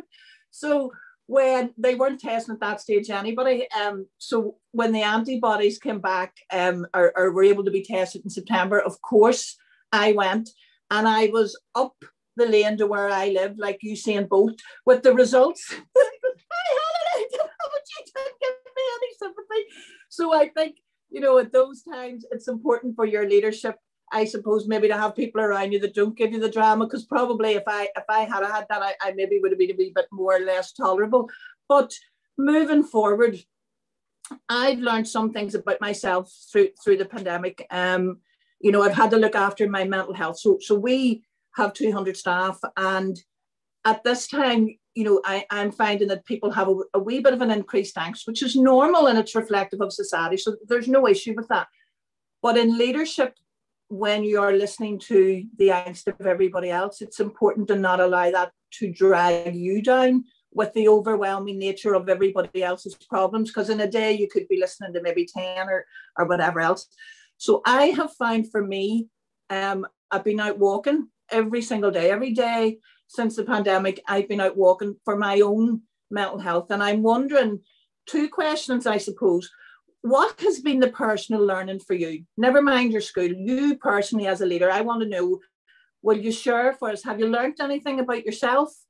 And what have you been doing to make sure that your head and everything else is above water? I'm going to ask Patrick, I'll go back to you. Okay, again, quite a simple answer for me, I think, in terms of what I do, because my approach is always this idea of you put your oxygen mask on first. And this is probably not the thing to talk about as one of the minority of men within a women-led conference, but I talk about myself as being a supermodel of well-being. As in, I think leaders should be, and all of us should do that. And that's my appeal to all of you to do the same, really. So right from day one in the school when I started, I talked openly about being a father. I talked openly about being the owner of a tortoise called Hurricane, who is part of my well-being balance and going out and chatting to a tortoise when he's awake. During lockdown, I seem to have posted far more pictures of food that I'm cooking as well to share and say these are the things I'm doing. So I openly model those things and encourage other people to do the same within my own school. And for everybody, because in school it's been said before that we do what we do for the children. That was said by several people here, and we do what we do for the children. However, we must look after ourselves first before helping others so we can make a difference to the children. So I really do believe that. So that a lot of the things we've said here about the activities, Roisin said earlier on about the activities within school, we have a real richness of that, and actually have a well-being briefing every Wednesday morning where we celebrate the things we're doing to bring people, so we all rise and lift ourselves. I think also, although we should be strong in our schools, I also do believe in modelling the vulnerability. And within my own senior team at least. So if I'm not feeling on form, my senior team know that, so they can be stronger publicly, and I can step back and so on and so forth, and knowing and understanding. So you see your own and you solve your own wellbeing issues have been really, really important to me. But I think the one thing I've learned is that we are very resilient, and that's a point that's been made here, and the strength of people in there, and the idea of creation of team. I've probably introduced more flexible working arrangements during this period than any other time in my career for colleagues. I've got part-time now temporary variants and permanent variants, actually, members of staff of senior team, middle leaders, regular teachers, support staff that have needed to do that. And importantly as well, which I think is a step forward in terms of he for she, is more men making those requests as well, which has got to be a positive, and not just the women. And I think the research suggests that the more men act in that way and ask those requests, the more it's likely to be taken seriously for everybody. Unfortunately, that's what the research suggests. So I could go on forever about this, Maura, but I will stop there. Thank you very much, Patrick. Anya had just put into the chat there one of our strategies, and talking about looking after ourselves. We do quite a lot of walk and talk. So instead of having a meeting in my office, we walk and talk around the school, so we're visible, so we're getting an opportunity to discuss it in an environment where we're also, I suppose, looking after and getting a wee bit of steps in. Colette, do you want to chat us through? Yeah, so in terms of what I have taken away from this personally, on my own sort of leadership journey is I've done a lot of work on silencing the inner critic this year. And it's something that I suffer from, good old imposter syndrome. And I've had the space to actually do a wee bit of work on that this year, you know, and just, you know, have been on my own in the house and, you know, in the school face-to-face environment. You're surrounded by your colleague, you're surrounded by your peers and your senior leadership team. You have that safety net, and then suddenly that's taken away from you. So I've been able to kind of realize what I am capable of, you know, from the home, what I've been able to achieve in this past year. So the imposter syndrome, I've done a lot of work on, and silencing the inner critic. I've given my inner critic a name. And whenever the inner critic pipes up, I tell her to do one. And, you know, that's something that I have taken a lot of learning from. And as I say, being able to realize what I'm capable of as achieving as a leader. You know, in this past year, I actually I've been able to, from the home, from this remote environment, I've been able to establish an online community hub for the school. I think the first of its kind in the area. The community role and the learn support role, I am very passionate about. I just want to help others. I want to reach out and just give as much as I can. And the learn support role took up a lot of my time over the last year, you know, settling into that from a remote environment. But the community side of things was always there. What can I do? So we do have a physical community hub in the school, and it's now moved online. And I suppose it's something that I would have thought of in time, but this pandemic, you know, it's been born out of this. How can I still access and support the community during this time when a sense of community and togetherness is needed more than ever before? So I have a fantastic team in the school. I mean, you know, anything that I do, there's loads of people surrounding me, helping me to lift me up to achieve. It's, you know, and one piece of advice I would always give is don't go it alone. You know, literally there are people there, and give people the opportunity to shine as well. You know, I have sort of put this platform out there, and I've offered it out to staff. You know, if you want to come and get involved, and so many staff have gotten involved already, and community members, come on and join us. You know, what can you bring? And it's just been fantastic. So a lot of learning and a lot of progression, and it's just proved me what I can achieve even in this remote environment. So yeah, silencing the inner critic is what I would summarize that as. Roisin, what about yourself?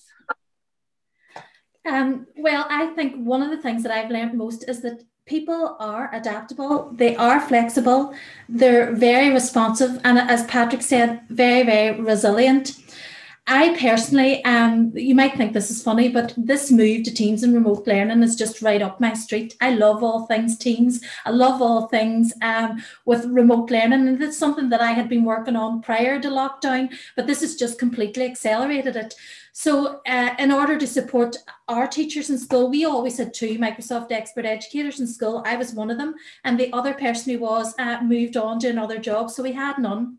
So during lockdown, I successfully got 4 other people to become Microsoft expert educators in our school. And a bit like yourself, Colette, we have set up a collaborative learning community in St. Mary's about all things Teams. So we regularly help one another. We have sessions that staff can book to speak to one of the Microsoft expert educators for 15 minutes or for half an hour at a lot of times during the day. And it really, really has helped take away that fear of remote learning. It has helped instill confidence, and it has also helped my own well-being, being able to help others, and it has also helped the well-being of the other Microsoft expert educators as well. They have reached out and helped other people as well.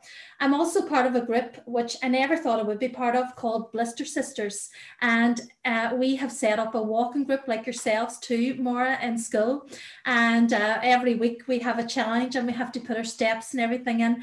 And that has been really, really good as well, among other wellbeing activities that we have in place. it is just fantastic, you know, to be in a community in these hard times as well. And I feel that we have supported each other. And another thing as well that I have learned is just the kindness of people. People have been so kind during this pandemic, and people have been so kind to our students as well, and have done so much for them and over and above what they should do. And I can't really talk about individual things that people have done because they want to keep that private, but there have just been so many examples where people have gone way over and above what they need to do for our students and caring for them and nurturing for them and looking after them as well. And our students have been absolutely excellent too. Some very humbling stuff there as well, I think, from everybody. And Claire, I love that you talked about the imposter syndrome. I don't know, Patrick, have you came across, I shouldn't maybe say this as you say, but have you came across many men with imposter syndrome, or is it a woman thing? Yeah, I think my attraction to Women Ed initially was that was talked about. And I think kids like me, I left school with 1 O-level back in the day. Didn't do particularly, I was good at sport, but not very good at learning maybe. I had different priorities and came through a different way. And kids like me, it was always that phrase that was for myself. And that followed me throughout my career, really. So when I joined in really quite early on in the Women Ed movement and heard those phrases being used and those ways of working, that resonated really strongly with me. I think there are men that suffer from that. We hide it really well, I think, or lots of men hide it really well. And I do encourage people to become that 10% stronger for men as well. It's one of the phrases I use for men. I think it's underused in terms of what they do, to be able to step up and do the things that are important. Yeah, I think it is a male issue, but it's an issue for all members of staff. I think Women Ed are encouraging more men to be involved, and actually the concerns of Women Ed are the concerns for all teachers, I think, and the more men we can get involved in the Women Ed movement as he for she, the better. But that there's a big opening of minds there. Probably the people who are being attracted to joining are the people who are already converted, if you like, and that's just where we are anyway. So I talk openly about it, and I have many challenging conversations around that, and it does become it is sometimes quite uncomfortable having those conversations. And as a younger teacher, as a younger male teacher, I wouldn't have been able to have them, I don't think. So I try and model that for the younger guys, I suppose. Orla, can you talk us through yours, please? Yeah, sure. In terms of personally, I would say the biggest thing that I've discovered is that I'm quite level-headed, and I don't often get in a flat. Well, I've learned to control it more. I think I've learned to recognize my emotions and control them more, and just to stay grounded, both for myself, but for everybody else around me too, because there's just been that much thrown at us. And I just think that you just have to just remain calm and level-headed, but be there for people, be there for, and be honest, be vulnerable.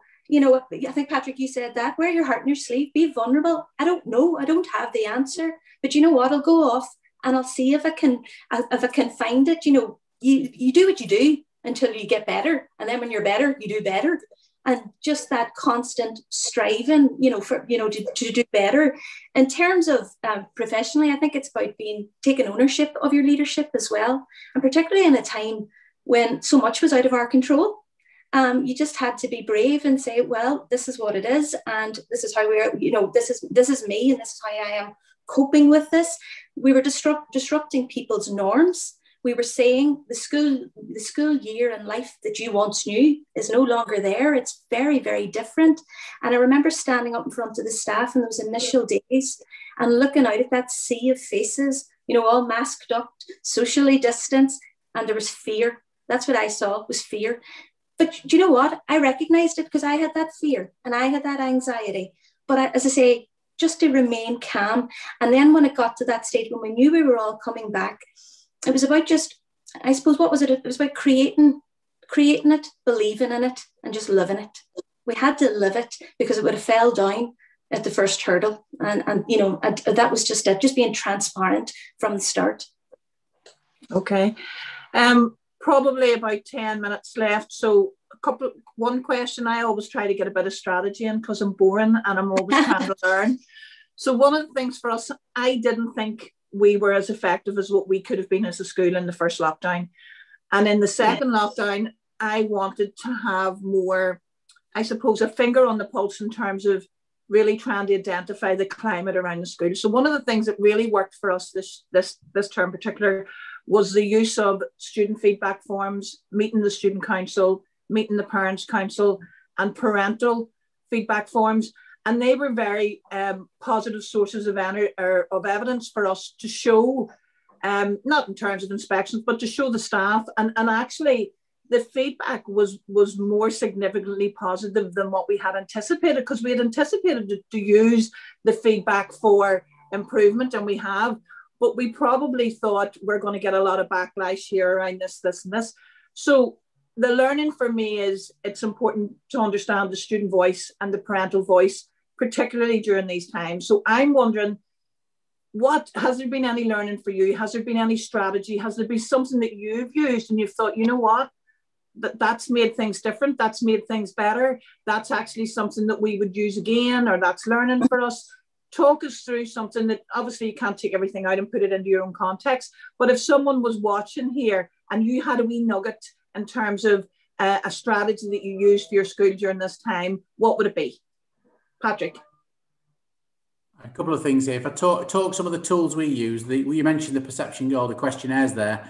On day 1 in September, day 50 and day 100, I've done a staff, student and parent perception questionnaire. So I have some real qualitative and quantitative data. The sort of questions that Ofsted might ask, but actually questions around wellbeing, around online learning, about the curriculum for everyone's perspective. And that's really allowed us to nuance what we've done. So when we came into the lockdown after Christmas in January, and we came into that one, the staff, the teachers set off at 100 miles an hour teaching. And actually through that, in the week one, the things we were doing, we realised that actually 90 miles an hour was probably more appropriate, because the children weren't getting break, the staff weren't getting break. So we made sure we shortened the lessons. The next piece of feedback the following week, we slowed down, and we actually agreed that 70 miles an hour was the speed limit we were going to go at, to give ourselves a little bit more time to put these things in and put more welfare calls into that as well, into making sure assemblies came through. But the other mantra we used in school as a system was that the teachers teach. So the teachers, that's where their focus has been, the leaders have been there. The school has been run by the support staff, and most of my support staff are women. So my testing, we do, when we come back, I will have 2 lots of 1,400 lateral flow tests to do every week. That team have set that up and organised it, trained themselves, they'll run it. They're my support staff. They're my attendance officer and my receptionist, and those people are running that process. Done the training, got the PPE, the full works, working really well. We have a minibus, our school minibus has been repurposed by support staff, by site and finance team, and they go out and deliver paper, a bit like an ice cream van may have done in the past. We go around to different stops and drop off, but we also go around with sanitary products, so the girls can come out and collect what they need for the month, and off they go, and as you would do in school. Wow. So, and those staff have done that. So for me, knowing strategically that, yes, we can all do more, but my support staff have really, really risen to the challenge, and making sure that their talent development and how we grow and develop them is in line, is equal to that we do with our teachers and leaders within school as well. But I think if I just summarise one final thing, everything we do for our reviews, we talk about KISS all the time. Yeah. During the pandemic, what we're going to keep, what we're going to improve, what are we going to stop, and what we're going to start. In fact, that full phrase, we kiss the swan. So SWAN is the old national strategy of what are the strengths, what are the weaknesses, and the next steps. And the next steps are the KISS. And we've done that for everything, because we've gone along through all the questionnaires from the staff, the students and the parents, and the triangulation of that information has given me some real intelligence to be able to change and lead things. And actually it speaks now, I'm stepping away, I'm doing very little of that. That's been led. Every time we do it, my staff, my teams at all levels are doing the same kissing of the swan. So stop again. Patrick, I love that. I really like that. And what I also like is how you brought the importance of the support staff. We have support staff on the Women Ed conference today, and probably remiss of me, I think going forward, it'll be important to have that representation on something like this. But equally, I probably would say that if we were all to comment on the goodwill of the support staff, that would be something that's very prevalent. So thank you for that. Can I just say on that, Maura, I think that's a really good point regarding the Women Ed Northern Ireland movement and looking at the representation. Is it teachers, leaders? Have you got the support staff in there? Because more than half of my staff are support staff within education as well. Thanks, Patrick. No, that's very good feedback. Orla? Maura, sorry. Yeah, I think I'll not spend too much time on it because I think there's been a great deal said already by the previous panel. But in terms of the approach to blended learning, and what we did in the last lockdown to what we did this time round, there is absolutely no correlation whatsoever, because we were just all thrown in at the deep end and we did our very best with what we had. But this time round, it has been so different. So I'm not going to labour the point because it was talked about significantly this morning there, but I would like to give a shout out to two people in my school environment that really were responsible for that.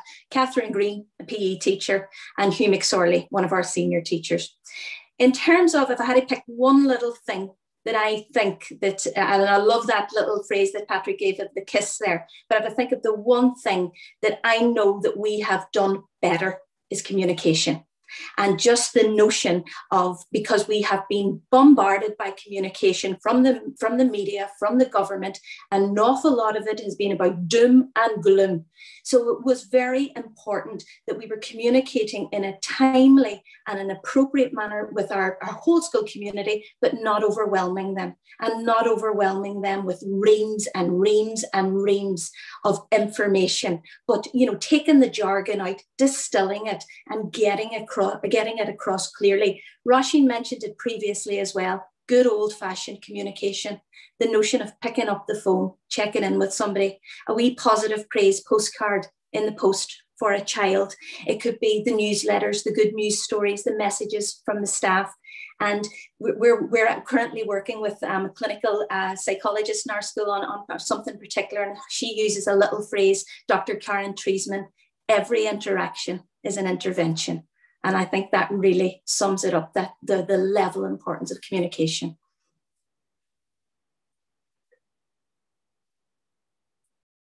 Roisin, quickly, we've about probably a couple of minutes left, and I want to finish with you giving a wee bit of advice. So, Roisin, I know there's loads going on at St Mary's because I follow them. So what, if you did, give me a wee nugget, what would it be? I would say that between the two lockdowns, what we have done now, and as Orla said, we've changed tremendously, but it's given teachers the permission to change the curriculum, giving them permission to develop their live lessons so they don't feel that they have to be on talking the whole time, so they can structure their lessons appropriately, so they can log on at the beginning, talk to them for a while, let them do some work, and then go back on, you know, as you would in the class. At the beginning, I had teachers who were killed. They were on doing live lessons. They were talking for the full hour. Nobody was having any fun or engagement. And now giving teachers the permission to adapt, change the curriculum, because remember, we're in a different setting. We are in a different situation, and we are adaptable, we are flexible, we are resilient, and we can all do this. And it's given them the permission to move away, change new things, and be innovative. Okay, Colette?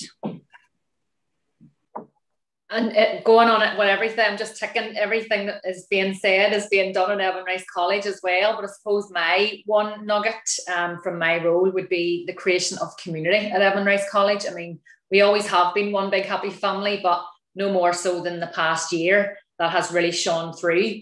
The staff have just, the collegiality is just, it's tangible at our place. And I know I'm biased in saying that, but every member of staff is involved in everything that we do.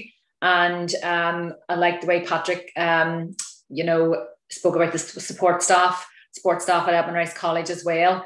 We have a fantastic staff team, and it's given the staff the opportunity to go outside their comfort zone, choose to challenge, which is the theme of this year's International Women's Day, you know, and providing those opportunities, providing safety for people to speak, you know, encouraged to flourish, all of that. We have a fantastic Facebook social media campaign, and every Wednesday we do a Wellbeing Wednesday, and the staff, kids, parents, whole community get involved in that. And it really does just feel like we are coming together as a community, and the online community has really allowed us to push that forward. So yeah, community and compassion. And I hope those are things that will stay when we emerge out of this.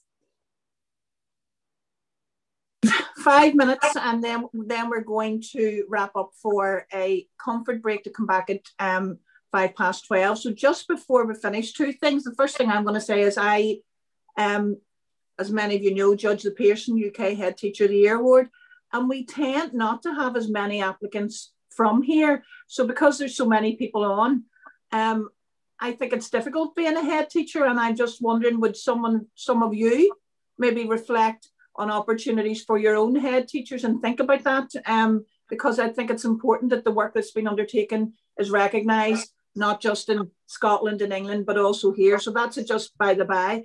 And before I thank you formally, could I ask, if you were to give someone a bit of advice, someone looking at you thinking, you know what, I would like to be a senior leader, I'd like to be a vice principal, I'd like to be a principal, what's the advice that you would give them?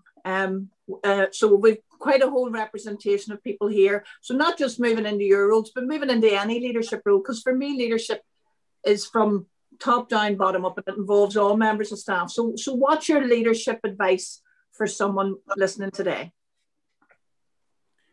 Can we just start again? Could you not hear me? Yeah, I heard it, but do you want me to, did you say me, yeah? Yes, so is that all right? Yeah, number one, first of all, whatever career stage you're at, build a solid floor. And that means be on board with the values-based vision of your school and have impact at that level. And then when you get promoted to the next level, make sure your floor's solid again. So each stage, create a solid floor, on board, and have an impact. When you do that, then, and you've got it solid, act a level above your pay spine, own your own CPD and talent development, and have no ceilings and go forwards. But to make sure it's sustainable, your career, make sure you look after yourself first before helping others so you can make the biggest difference to the children. That's it. And Patrick, that's exactly why you're on the panel. You wise owl. Orla, we'll not leave you last for a change. Right, if I had to think about it, I would say that, and I spoke about this last year, Maura, at the Women Ed conference in Derry, and I said, will you have all the skills? Will you have all the experience? Absolutely not. But don't be afraid to do it anyway. Take the plunge. And Jill Berry often uses a wee phrase in her book, the Leap into Leadership, is it, or Headship? And she says, build the bridge as you walk on it. Okay, Roisin? Again, I would say don't wait for permission to do things. Just go, do it, be brave, take the leap. If you see something that needs done, just do it. And lean on those around you as well. There are so many people who can help you, you know, your friends in the profession, the people who you work with every day. And always remember, and as Patrick says too, our core business is the children. And if you keep that at the heart of everything that you do, you'll not go wrong. Colette? Go for it. You know, vulnerability is superpower. And if you learn how to harness that, you know, courage, step outside the comfort zone. The comfort zone is where dreams go to die. So, you know, just go for it and don't go it alone. You know, for someone who has struggled with inner critic and so on, and a lack of self-belief, surround yourself by people who tell you how good you are doing things and who lift you up and who prove to you that you're capable.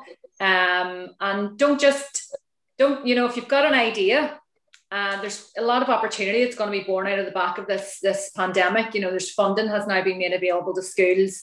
I know for a fact in learning support and under the wellbeing mantra, there are opportunities there. If you have an idea, don't feel like you just have to go to your principal's office. You know, sometimes I remember early in my career, I would have been afraid to knock the principal's door. There's a whole senior leadership team who, you know, reach out to any member who can bring your idea to the table, and don't be afraid to speak up. Go for it. Can I just say thank you so much, Roisin, Orla, Patrick, Colette. The advice today has been super. Some great takeaways.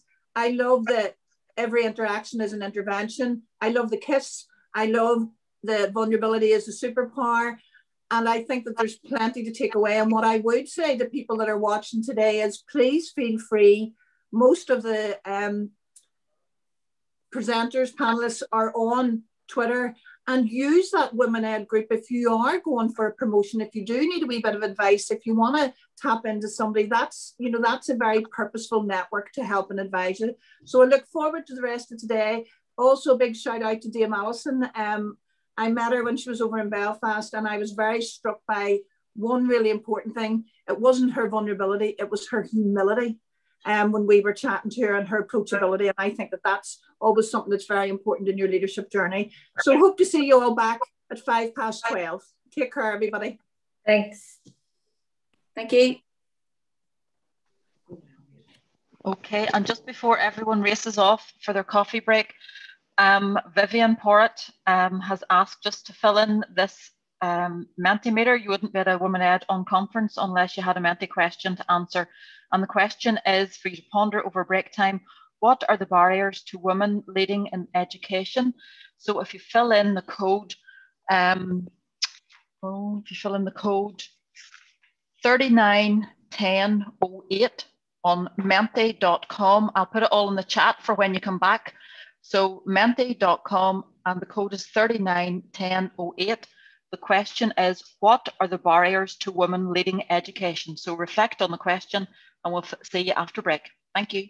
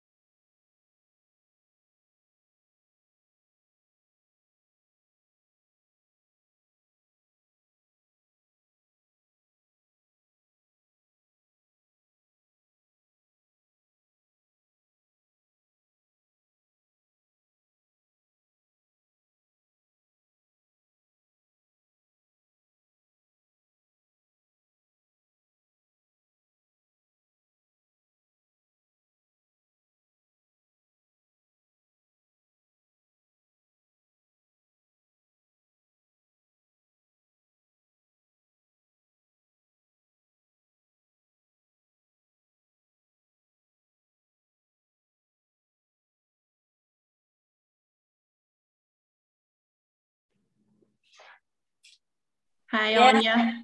Hi, Nicola. You all right? How are you guys? Yeah, we're good. Excited to be hosting this. It's just absolutely fabulous.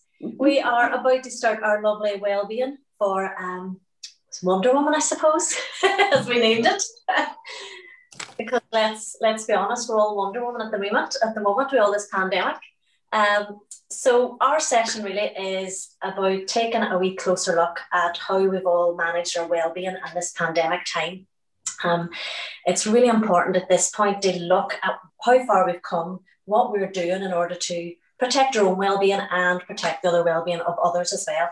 So I'm really excited to host this panel. I am so excited because I have really watched these two girls from afar, really. You know, it sounds like I'm really stalkerish now, but I'm going to just say, you know, on Twitter and on Facebook and things like that, you know, the stuff that you share, you know, great supporters of Woman Ed as well. And, you know, when you gravitate just to real power girls that are really doing their thing unapologetically and just going for it, it's absolutely brilliant to have you both on the panel. So today we've Nicola Launa, and you're a coach and leadership consultant, and we have Anya Leslie as well from Hazelwood College in Belfast. You're the VP there. So what we'll do really just to start off the chat is, I'm so nosy sometimes. I love to hear people's backstory. You know, I love, even being a younger teacher in my younger years, I used to always listen in on the career progression and how they got to where they want to be. So just to start off, really, maybe Anya, I'll start with you, just how you've come to be in a position as a VP, sort of a bit of background there. I think I'll go really far back actually, because I'm from County Derry, South Derry, a wee place called Slough-Neil, just outside of Mahara, and always growing up, I wanted to be a teacher. And in South Derry, in Slough-Neil, it's not big. It's like a townland. Your nearest place is about 3 miles away. You have to rely on transport to go everywhere, etc. Now, my uncle had a girlfriend at the time, and she was from Belfast. And I just thought this was the best thing ever, having this person in my life from Belfast. And I always looked up to her, and she was a teacher. And they got engaged and all the rest. And it came to my 5th year, and we had to do work experience. I went to St. Pat's in Mahara. And I thought, God, could I be brave and ask this girlfriend of my uncle's to see if I could do work experience up in Belfast? And that was quite a big thing to do. And she, at that time, worked as the Senko up in Sacred Heart Boys in the Old Park. So she agreed, and I went up and I had the most amazing experience, and it didn't put me off. And that just reignited my passion to want to be a teacher. So then I went on, did my A-levels, did my PGCE. And when I finished my PGCE, I was teaching in England, in Manchester, but had that family peer pressure. When are you coming home? It's time you were home. And I was like, you can't just get jobs like that at home, mommy and daddy. So eventually I did come home without the security of a job. But my degree was in criminology and sociology, and my PGCE was social science. And the job came up in the Southeastern Board at the time. It was EOTIS, and it was teaching in the Juvenile Justice Centre. And I just, that is so me, that just ticks all my boxes. And I applied for it and I got it, didn't think it was. And so there began my teaching career then in Northern Ireland. And from then I went on, I worked in an NGO doing educational officer. I also worked in the Belfast Board doing a cross-community, cross-border project. And then found myself at Hazelwood, and I've been at Hazelwood now, I think 15-ish years. Wow. There we go. You're loving it. I love it, I know. Still think I'm a wee girl, 16 years of age, wanting to be a teacher, but I'm coming 43. Well, you don't look it, that's good. Good well-being there. But actually, it's got the nice filter on. Of like your community sort of links and things like that as well, that you can then bring more so under your teaching role, which is great. And what about you, Nicola? What's sort of your backstory of how you've become? Anya, or Amanda's lovely. Thanks, Anya, as well. It's ironic, I'm in my mum's kitchen in Armoy because I needed to see her today. I try and see her every Saturday. So that's where I came from, a small village, Armoy. Family of 4. I was the eldest. Kind of going to university wasn't really part of anything in our village. So I was the first to go. And a bit like Patrick did those O-levels, didn't do terribly well at school. Did my A-levels, didn't do terribly well at my A-levels, but a pattern going on. Wanted to do business studies because my dad used to buy papers and all I seen was jobs within the business world. haven't got a scientific brain in my head. So a bit like Anya as well, I went to Belfast too, which seemed like going to the other side of the world, and did a placement with Save the Children in West Belfast, working with young people. And that just sparked something in me. My uncle also was a youth worker. Again, that sparked something in me, and I kind of followed my passion with working with young people. I'm really kind of passionate about just how do we hear the voices of our young people. So trained as a youth worker, which is quite interesting because I eventually then ended up working in RTU many years before I moved into EA, and I was the only non-teacher as such in that system. So people kind of assumed I was a principal, and I never really told them the truth just in case it doused my credibility. And still now I've done it publicly with 98 people on the panel here, so that's it sort now. But kind of really had a mixture of career. I worked in, kind of moved jobs every 6 years. Something, and you can't hit a moving target, I'm not sure. And I never stayed in a secure job, always went to like 3-year funded posts or 2-year funded posts, but they always worked out really well. I've always worked in the informal and formal education system. And then 4 years ago, I just decided to take a leap of faith or a moment of madness and go out as a self-employed individual. I'm passionate, trained as a coach, I'm a qualified coach, and passionate about helping people, working alongside people, just journeying with people. I think I'm real passionate for journeying, listening, showing compassion, living compassion. I suppose all of those values are very important to me. It was an interesting last year when the pandemic hit, because I kind of went, shit, this is going to be interesting. You know, a really full diary, and it was a full diary to an empty diary. And when you're self-employed, that is kind of interesting. But you know what? It was the best learning experience. Another kind of scary moment in my life. I've had a few scary moments as an individual, but it was another scary moment where I just thought, I'm going to trust the process. I'm going to stay with my vulnerability, exactly what Jack said. I'm going to reach out to people and say, how are you? I am not doing terribly well. This is really weird to go from kind of very powerful work ethic to what will I do today? So it was a really good learning experience, and you know what, it's one that's it's been valuable, and yeah, learning is tough sometimes as well, but good. Brilliant, great background story there as well, and really varied as well. I think that's so important whenever you go to different posts and different positions. You know, you can kind of bring it all to where your starting point is today and what you're doing.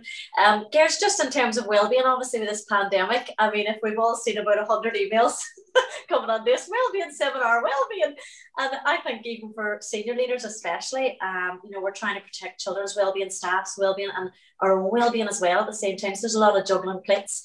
Anya, I'll come to you really about what your team have done really to support the wellbeing of your staff, and then possibly to look at the children or young people in your school as well. What things have you put in place?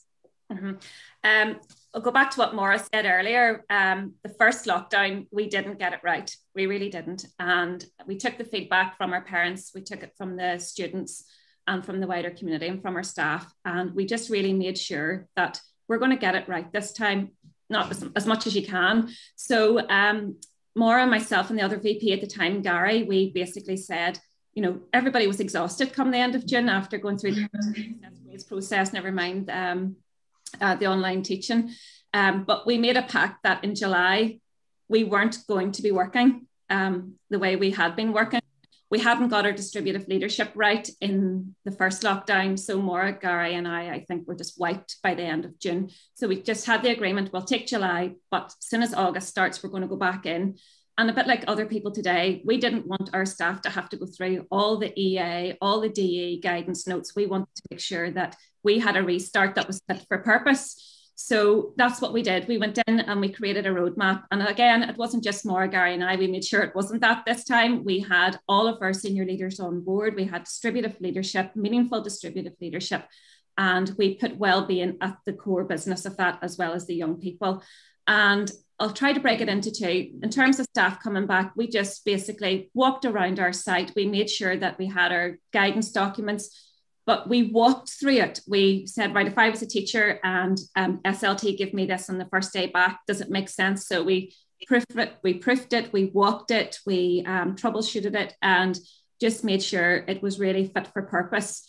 What did we do? We did small things. I mean, you're careful not to have your wellbeing as little add-ons or novelty things. So I know Joanne Quinn, she's probably listening, she had always recommended a book to us by Kat Howard, and the title is quite misleading, Stop Talking About Wellbeing, because one person's idea of wellbeing could be another person's idea of hell.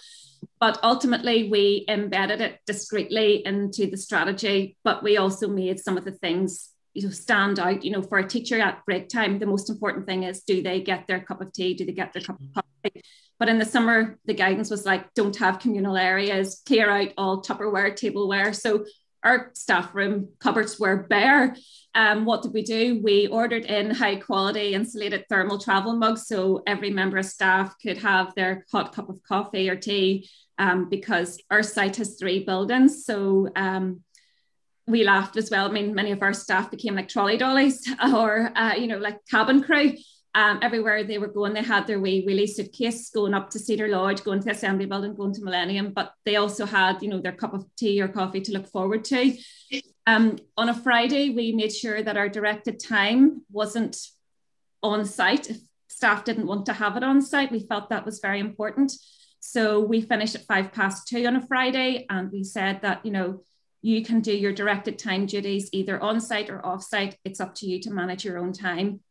Another thing that we did was we created a staff only zone in the school, so that it was completely reassuring for staff that, nobody had their classroom anymore as their place to go and work because of the bubbles in the zones. So we created an area in our Greymount house that was just staff only. So if you weren't teaching, you didn't feel like a nomad, you didn't have to go to your car or whatever. There was this space that you could go to, and we had IT equipment and we had all the resources that staff would need. In terms of our safeguarding team, we are a school with about 40 looked after children, and with a high free school meal entitlement. We had trialled our social work outreach programme, and it had been going incredibly well. And we had just looked at our budget, and we had identified that we could carry that on through lockdown and hopefully in the long term as well. So we were able to boost our safeguarding team with our outreach social workers, and that did a lot of our heavy lifting in terms of connecting with families in the community and going out and connecting with the children. And it also meant that the safeguarding teaching team then weren't being pulled in lots of different directions in terms of the requirements of their teaching role as well as their safeguarding role. So that was so important. And our social workers are amazing what they do. So it was fabulous. And on that note, Maura is fabulous. She puts well-being of staff at the core, and all of us that are involved in heavy safeguarding roles and responsibilities, we have professional coaching, and we would have that 4 to 5 times a year, or if we need it more often, we can request it. And I have to say that I find that invaluable. I know that the rest of the team also find that invaluable. And in terms of the rest of the staff, there's a very open door policy, and Maura has a very good occupational pastoral role. And many of us as SLT links to departments would have an understanding of our relationships, and we would make adjustments to people's work arrangements as well based on risk assessments. I think we carried out something like 40 staff risk assessments who needed to have adaptations to their work, but we give them all high-vis lanyards so that they felt protected in school, and that staff and other pupils could highly see, I'm one of these people you need to be a bit more careful around, and that gave a lot of our staff who were vulnerable, a lot of reassurance. Again, music plays a big part of it. Coming up to Christmas, we decided to send out a virtual Christmas card. I'm sure many of you saw it, the Jerusalem dance, and I have to say it really lifted the spirits of staff, because you hit that lull before Christmas, and around November time, Maura came up with this idea one day out of bus duty. And Gary and I were like, are you mad?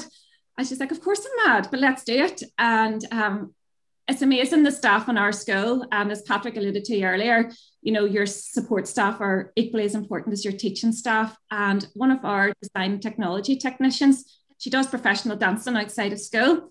So what she then did was she did rehearsals so many weeks in advance of the formal recording. And the morale that boosted, the crack that it created, the exercise that it created was amazing. It was all done socially distanced and very safe, but we had the best of crack doing that. And on the actual day that we were doing the recording, we all had such a laugh, but we had also ordered in a coffee hut to come again outdoors, and it was a lovely day, cold, crisp day, and staff were able to go and get their coffee and their brownie and you know, talk to people safely outside as well. So I think the other thing we do quite well in the school is that just recognition of our staff and always trying to shine a light on others. And I know that, you know, I think Mary alluded to it earlier, a good leader can be measured by the many leaders that they create. And it's always about recognizing what people are doing. And we would go out of our way to formally acknowledge that, whether it's on social media, whether it's a telephone conversation, etc. We really think that's important. Our Board of Governors are so supportive. I'm sure you want to go on to Nicola soon, but in terms of I'll give just a few quick examples of what we did for our families. A lot of our mothers of our families were at Christmas time, you know, a bit stressed about coming up to Christmas, financial worries, just uncertainty, the track and trace, having children out of school for 14 days and things like that. So we put out a gesture that we would offer free school meals to all children, regardless of their entitlements. So every child in our school for December got a free hot meal. And that was really well received, particularly by the parents of our families. And we did other wee things, like we provided our clear, wipeable, fully equipped pencil cases. We provided them with all the PPE equipment that they needed, and just really tried to remove any barriers that a family might be experiencing. And again, listen to the PTFA. And we use this phrase quite a lot, you know, you spoke, we listened. We don't always get it right, even with all the planning in the world. I think what's really important there, what you're saying, is about reflecting and being honest and really bravely honest about, you know, the last lockdown we didn't get it right. What are we going to now take to the table? And it's just the wee small things, like even the high vis for the vulnerable staff, the risk assessments, the coffee. It's the wee small, tiny steps that are actually so important. It's those kind of things really important for our well-being. That is brilliant. I mean, your team have been doing incredibly well.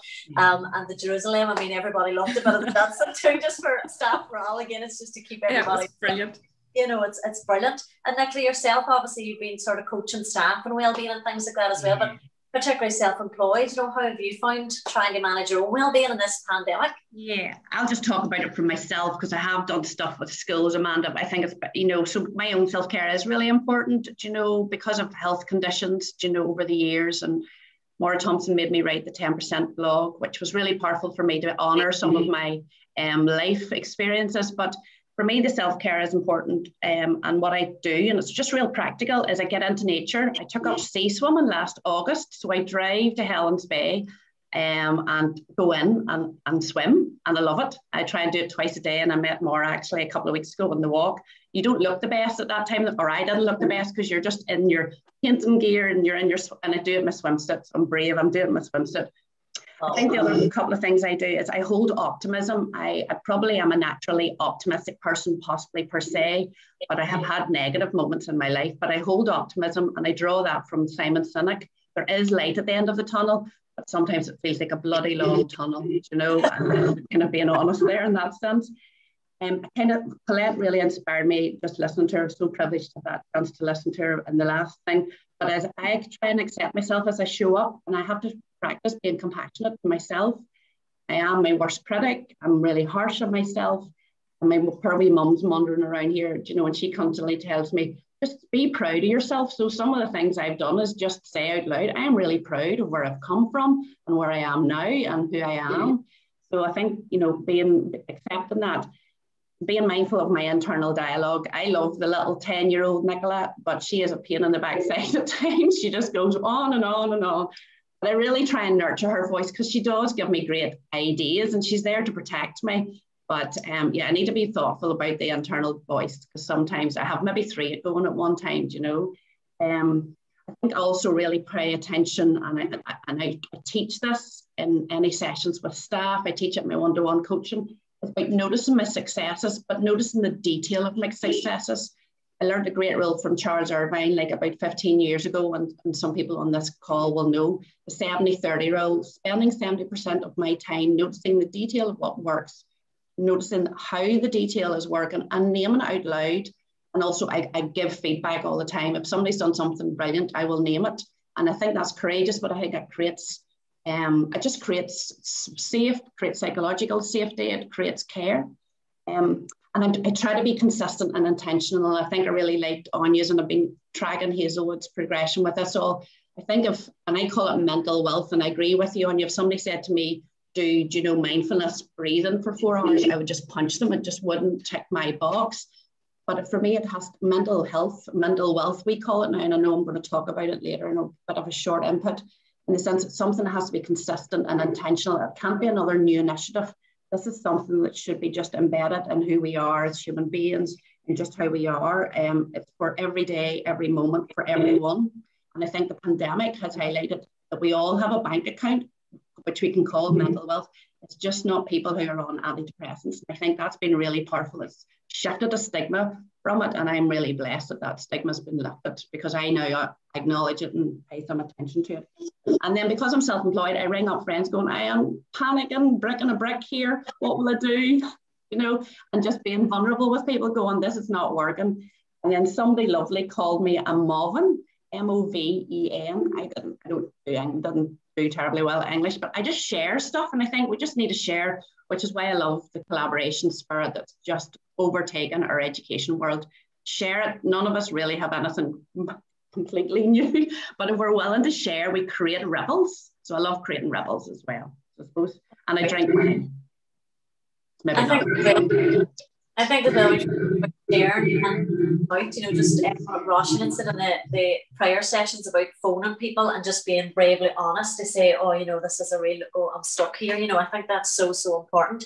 Now, I'm conscious of our time as well, Gers, but I really appreciate all that input. Now, Nicola, I know you're going to share some of your pearls of wisdom on well-being. And then after that, we're going to do a wee bit of yoga session. So stay on, and hopefully if you have a wee pillow and a blanket, get it ready for the next part. All right, Nicola, over to you. Yeah, I think Janet's going to put up some slides, do you know? Yeah, Janet. Oh, brilliant. Thank you, Janet. This is, I don't know, the title, Amanda and I created the title, but it so fits because of Patrick talked about being a supermodel of wellness, which I loved. And then Colette talked about the vulnerability as a superpower. So I use this kind of Wonder Woman image for 2 reasons. Firstly, we are all wonderful because we show up every day and we make a difference. And probably we make more of a difference than we absolutely ever imagine that we do. And also, I'm being honest, sometimes I just need to put my big girl pants on, my big Wonder Woman pants on, and fake it till I make it. So, and I use that in my coaching. So bless anybody who has coached from me. They get little Wonder Woman pants sent to them. Maybe not. Just for the next 6-7 minutes, I just want to share with you. I want you to hit the pause moment.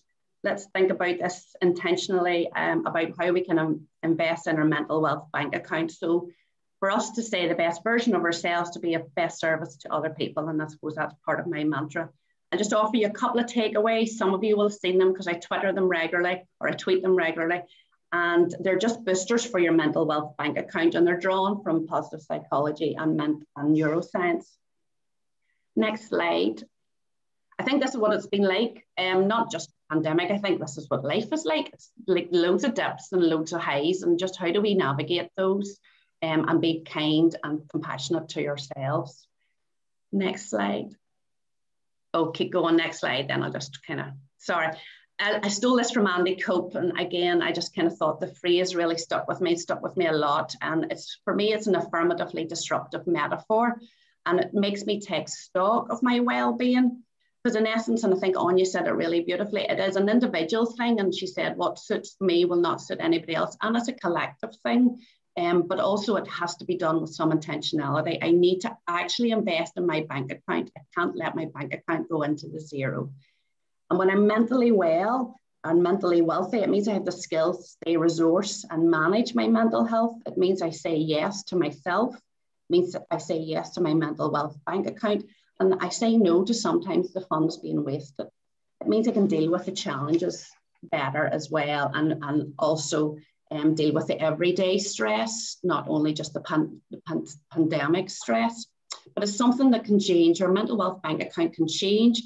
It's on a continuum. It's complex, partly because of biology and physiology. It's real. And we don't think about it when it's not topped. We don't think about it when it's topped up. So we need to kind of keep an eye on it in that sense. Next slide. Oh, absolutely. I'll send you the next slide as well. So I'm just conscious of time, but I will, no issues. sorry, previous slide. I suppose I was thinking about this quite a lot. We take prescribed antibiotics for a toothache, and we do that consistently for 21 days. So it becomes a consistent habit. And actually one of the earlier speakers talked about habits. So I love this. This is our daily dose. How do you get your daily dose? The dopamine, how do you celebrate your little wins? How do you pause and say after a day, I did that really well, do you know, and I should be proud of myself. The oxytocin, in the sense, how are we giving people compliments? How are we kind of just getting that dose of the sense of feeling loved and feeling cared for and being valued? The serotonin, which for me is my swimming, but just how do we give that sense of mood stabilizer? How do we pay attention to it so that we kind of keep it topped up? And the endorphin, it's just so important to have laughter moments. It's really important to have kind of moments where you just think about how do I kind of release energy. And one of the things I did one week, actually, I was feeling just a bit down, and a music piece came on the radio, and it just reminded me of being at disco, which shows you the age. I just pumped it up to the highest volume in my little office and just sung out loud, recorded it and sent it to my brother because it just made me feel really better. So, sorry, next slide as well. So it's just like, think, how will you take one small step? So it's always about one small step or 10%. Well, what's the 1% just to boost your happiness hormones? So it's a bit of a takeaway question. Next slide.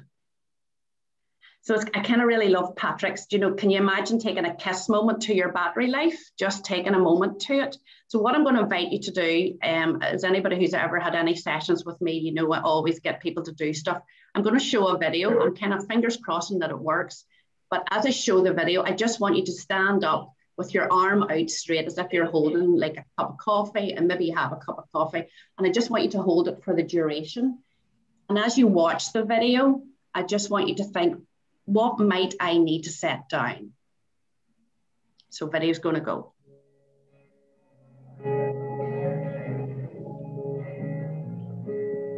Every day we are faced with challenges and obstacles which can help us grow and help define us.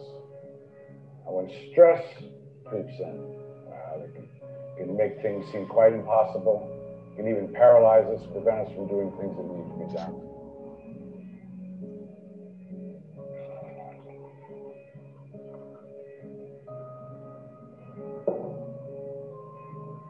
How heavy is this glass of water? Melissa, would you care to answer? 8 ounces. 12 ounces. 16 ounces. The absolute weight of the glass doesn't matter. It depends on how long I hold on to it. If I hold it for a minute, nothing happens. If I hold it for an hour, my arm will begin to ache. If I hold it all day long, my arm will feel numb and paralyzed. Well, the weight of the glass hasn't changed, but the longer I hold on to it, the heavier it becomes. The stresses and the worries of life are like this glass of water. If you think about them for a little while, there's no problem.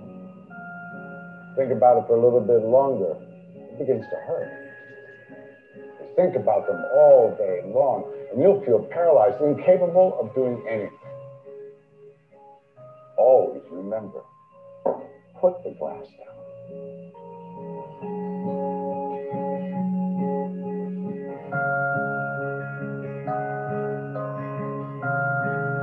Just the next slide then, Janet, that's great. I think it's just useful just to do something somatically that you remember. So most of us will have felt that weight of our arm. So a couple of like rhetorical questions is, what might you need to set down as a professional in your personal life? Do you know, because we're a blend of all. And what expectations of yourself might you need to get curious about? So I know one of the expectations I really need to be mindful of is, you know, because I believe that saying yes is the right thing to do, but sometimes saying yes isn't the right thing for me to do. So am I willing to get curious about that belief that I was reared with as a kind of daughter in a family? And am I willing to kind of experiment? So thinking about, again, what's the 1%? What's the things that you might need to set down?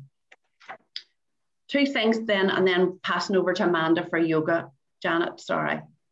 And a few people have seen this, and I shared it at the Blend NI last summer, but I just think it's really important to be mindful of this kind of world that we're in now. It's kind of like back-to-back Zoom or Microsoft Teams. We're not getting our normal buffer space. But productivity, which we're all passionate about and we're all saying on a Saturday morning, so that just shows you how committed we are, but equals effort plus recovery. So how are you scheduling recovery time? How are you intentional about your recovery time? And what micro habit might you need to start creating and building into your day? And a couple of slides, and Mary shared the other one last week. Forward, Janet, just 9 types of rest and 7 types of rest. You know, so now we're understanding a bit more about rest, and we're understanding the need for it, and how important it is to prioritize it, but also how important the range of it is, you know, because everything everything you do draws from a different pool of energy. So it means that there are different types of rest. And some of the work that you've been engaged in over this lockdown has just required different energy. So kind of thinking about that. And the last thing I want to just share with, and I'll happily share these slides. So nobody, I know I skipped over one, but it was just thoughtful of time. It's kind of Colette, you know, and Patrick, you're absolutely right. I coach a lot of men, and imposter syndrome was alive. I think nearly in all of us, but I'm not going to kind of put money in that in case I end up having nothing in my own bank account. But it's that little voice in our head. How kind and compassionate is it at times? And often you wouldn't ever say what you say inside your head to anybody else, or even your worst enemy. Christian Neff, and we've seen a lot of schools using the Action for Happiness stuff, but that's free training, Action for Happiness. And you get great readers and writers doing sessions on a Thursday evening, and it's just a really powerful network to be part of. But sometimes that voice can deplete our mental wealth bank account because it causes us to ruminate, replay conversations, even gets us into the future. And we're not even in today, but we're gone to the future. And Shane Martin, a lot of us know him in education in Northern Ireland, and Ireland is, how do we stay in the present moment as its precious moment, full stop? So if you can think of your inner dialogue as your own sat-nav voice, and you know that lovely lady or lovely man in your sat-nav, you know, when you've taken a wrong exit, it usually says, recalculating, proceed to the next exit, or take the third roundabout, or take the third exit. It's not like, where the hell are you going now, you stupid idiot? It's very clear, descriptive instructions, and it's directive, and it's not punitive, and it doesn't say, it doesn't remind you of your last 13 mistakes or your last 20 mistakes and how you never seem to get the right turn off. It invites you to make the correction in that moment and then proceed with the rest of your journey. And I think sometimes it's about just noticing our inner dialogue, noticing the language, noticing sometimes it's deficit, noticing sometimes that we delete our successes, and just think, I wonder if I turned some of that around, what might that help for me? And again, it's about maybe thinking about your inner dialogue, your sat-nav, and what's the tweak that you want to make. I think that might be my last slide, but I'm not. Yes, it is. So it's kind of your promise to self. Obviously, you can see how we're reared with promises in this family. How will you keep your mental wealth account in good credit? And if you're from where I'm from, the North Antrim coast, we never like getting, we don't like spending money, but we never like getting into the red. So we don't. So look, there are a couple of takeaways. I'm happy to share slides. You can follow me on Twitter. I steal stuff and I share stuff all the time. So thank you. And I'm going to hand you over to Amanda. Wow. Thank you so much. That was brilliant. Thank you so much. That was absolutely brilliant, Nicola. I love, the mental wealth, your bank account, how you're going to boost that bank account. And just, I love the self-compassion as well. I love how you're looking at ways that you can find yourself just to get those wee moments of joy. Thank you so much. That's brilliant for sharing. Now we're going to do a wee bit of self-care for all you Wonder Woman out there and Wonder Men, so everyone can join in for this wee bit of yoga session, because we really felt that throughout this webinar everybody's given their time on a Saturday. We're going to do a wee session now just with a small movement. It's not going to be anything like some moves on Instagram with a lot of lycra. It's just going to be very chilled. And what I've done is I'm just trying to make sure you can see me okay. What I've done is I've just done exercises specifically for teachers, really. We're using our wrists a lot with the keyboards. Our neck and our back in particular is getting quite a bit of a hit with old online learning. So we're just going to start with really small, simple exercises. The best way to start really is just to put a cross-legged position. And we're going to take our left arm up first. Just going to gently flex to the side. Long, long stretch. Just taking some nice breaths here. Just slowly in and out, lengthen the body. And again, coming up to sit. And we're going to take the other arm straight up. We're going to place the left hand down beside the hip. We're just going to gently stretch to the other side. Just lengthen the body and try and breathe slowly. Relax. The body as good as you can. Because recently it has been teachers and principals, teaching staff, teaching assistants, all holding it down in the middle of this pandemic. And we have to ask ourselves, what are we doing for ourselves? What are we doing to ensure that we are, I love that, supermodels of self-care. Oh yes, I'm going to use that one a lot. Breathe gently. And you don't have to adjust your screens. I'm actually wearing big earrings doing yoga. That's just me, unapologetically me. I'm going to put my left hand over to my knee there. I'm going to just gently turn the body. Again, it's the lovely thrust to the back. Remember to breathe nice and slowly.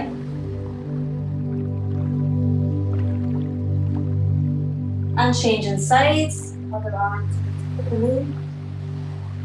Left arm back. Gently rotate on the exhale. Nice and slow now. Breathing deeply, giving yourself some well-being. Slowly back to the front. We're going to really gently just go to table position. For table position, your hands and your shoulders and your knees, hips need to be in line, so make a little tabletop. We're going to breathe in, we're going to bring the chin in, arch the back on the breath in. And then on the exhale, we'll breathe out. And bring it up to the feet. Inhale, arch back.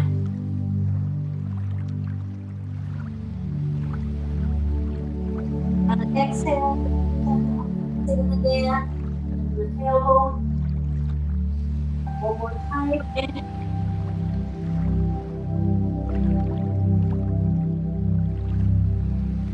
And exhale. I'm going to turn to this side of the mat. We're going to do thread the needle now. So we're going to put our right hand straight. We're going to feed it through almost like thread the needle. The ear is going to rest on the mat. The hand flat, facing up towards the ceiling. Another few breaths here. Just take it slow.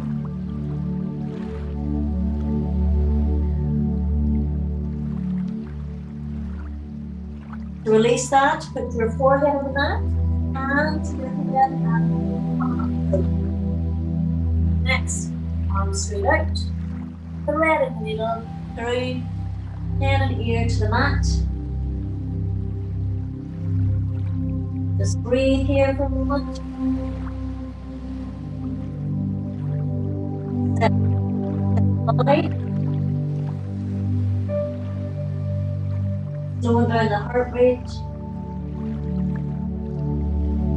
Release that posture. Forehead to the mat, hands either side of the head, and slowly coming up. Now our wrists are getting a lot of movement recently, so we're just going to turn the wrists in one direction and turn the wrists in the other direction. And we're just going to gently leave the wrist on the shoulder like this. We're going to move the elbow up really slowly. Just up the hand here. Try and keep the elbows back instead of keeping that. Spread over that chest. And giving the spine a bit of space. Lovely, bringing that down. Again. Turn. And here. Take your time. Slower is better. Other side again. And the elbow out, making sure bringing that elbow out, opening across the chest, pressing that hand into the ear, really elongating that wrist area, and back down again. Other side, elbow out.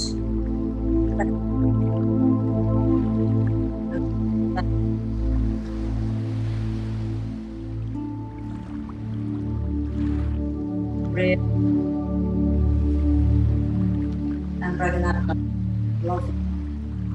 We're going to do a little bit of breath work now. Now, I've been known to do this breath move when, you know, when you get those emails and you're just down to fire off an email back, really angry, or you know that staff member that just doesn't want to do any of the change or training you're doing, be like, this is a really good bit of breath work. It will really help you compose yourself in the midst of pandemic and everything else. So what we're going to do is we're going to do a little bit of Ujjayi breath, which is breath with easy yoga, and it's actually Ujjayi means victorious breath. So I thought it was perfect for International Women's Day and for a woman-led movement. So what it is we breathe in slowly, and then we hold our breath for 5. And then when we breathe in, we want to imagine that our throat is open up, and visually our breath is coming out here. So it sounds quite raspy when we use our breath. It sounds like a wee bit, though you're becoming Darth Vader, but it sounds a bit weird, but we're going. We're going to put our hands on the belly. But when we breathe out, I'm going to sit up a wee bit. My belly's going to really expand. So that's how you know you're really taking a good deep breath. So get the drop down bellies ready. Breathing in for 5. Hold for 5.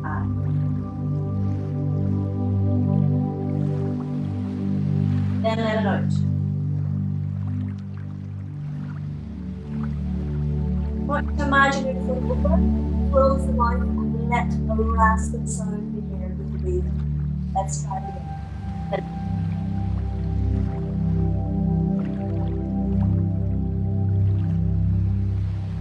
Hold in, and then let it go out. One more time, breathing in. Hold for 5.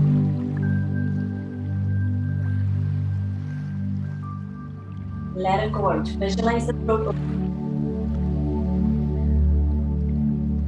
Beautiful. Well done. Very good. Very good at the breath work. So before we finish off, I want to just remind us to do that breathing, do that little bit of yoga for yourselves, a little bit of self-care, because it's definitely kept me sane over lockdown and all this pandemic business. And make sure that you're looking after your own, let's say, mental wealth, as Nicola calls it. We're going to do a very, very slow meditation now. And the best way to do this is really relax, but I'm going to show you, before you go to bed tonight, this is a lovely way to do it. If you get a pillow, do you like the purple? And if you get a nice firm pillow, and if you twist it together, just in half, hold it together. And then get your favourite blankie, get a nice blanket to wrap it up in. So it's almost like pigs and blankets, but you're doing it with a little pillow. You're going to wrap it round, just like that, so you can make yourself a wee bolster pillow. And if you've got plenty of books at home, for teachers who must have tons, you put the books just on the ground, and then you put the bolster, just balancing it on those books, almost like a little slide. And a really nice pose to do before bed, the sleep pattern's good, is rest your arms across the pillow, and make sure your chest and your feet laying down on it. You can change your head to either side. And just rest the hands on either side of it. Take a small breath here. Another little posture that you can do before bed is, again, have your little bolster pillow on a little ledge, almost like a little slide. So you're using the books and you're just balancing the bolster on it. Have a fist distance apart, so make a little fist from your back to laying back down on the pillow bolster. And you're going to lie down, rotate the shoulders and hands facing up. And you can bend the legs if it's sore in the back, or you can leave the legs out straight. And then you just relax now, you're going to have time for bed. really good to put on some music and some relaxation, just for yourselves before going to sleep. So before I finish up, I'm going very, very, very quickly just do a little bit of meditation. You just softly close the eyes now. Just roll back the shoulders and sit in position. Hands are relaxed. They're normal, whatever's relaxed for you. We're just going to take in slow, deep breaths.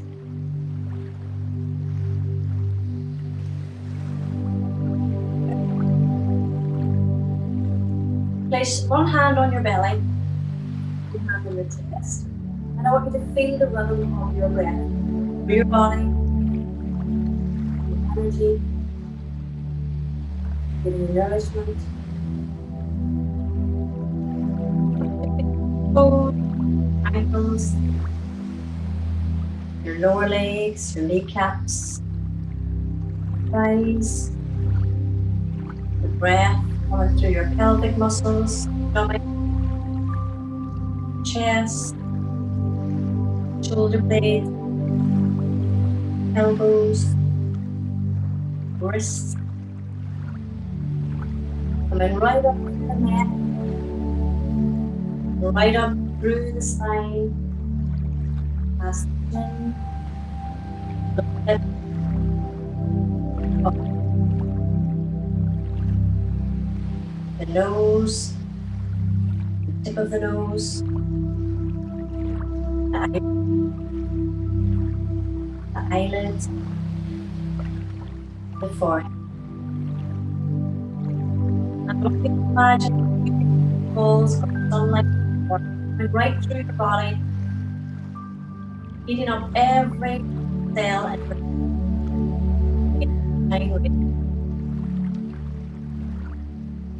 I want you to hold on to the shine for the rest of the day. It's yours to take out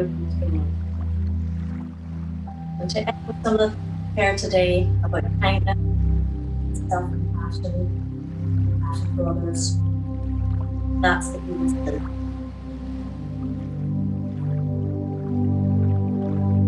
Now, if you relax, and I think you have up next. So I want to thank you for joining me today. It was absolutely brilliant. I've really enjoyed the session. Thank you so much to Nicola and Anya for sharing their pearls of wisdom. Can I ask everybody to follow us on Twitter?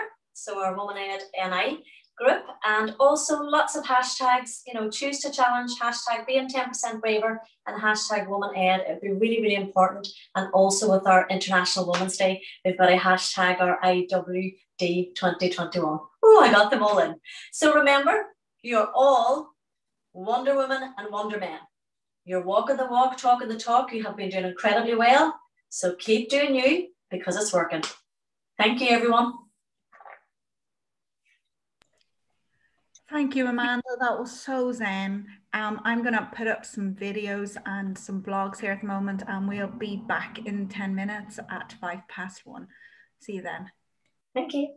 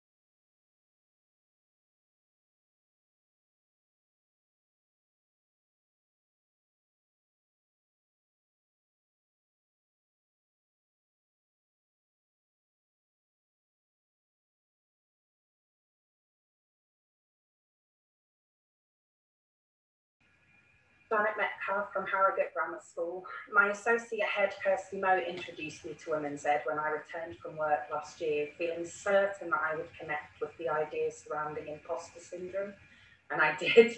It spoke to me and opened my eyes and ears to a community who openly and honestly discuss the multiple challenges facing women in leadership, but also, more importantly, offering solutions and support. And I really felt like I wanted to be a voice within these movements. So when Women's NI launched their blogs inspired by being 10% braver, I felt it was time to pen my really challenging journey with my own mental health this year, aspiring to embrace and live by the good enough is good enough mantra. I shared my experiences as a leader dealing with an anxiety diagnosis and learning to be open and honest in order to heal, but also to model how to manage openly was something that so many feel the need to manage in isolation. There was such an outpouring of support, but most importantly, kindred souls who have dealt with it, who are dealing with it, and all of them saying, I'm here and we can get through this together.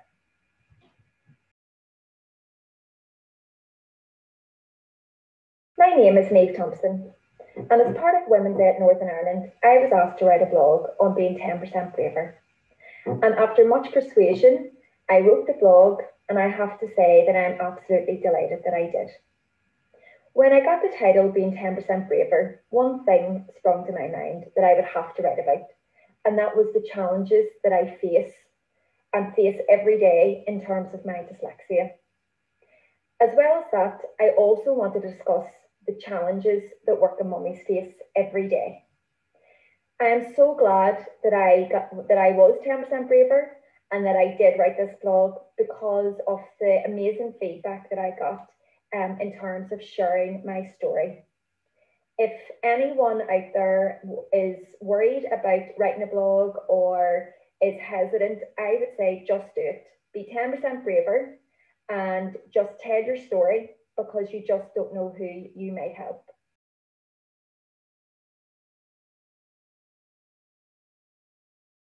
Do I belong here? Do I belong here?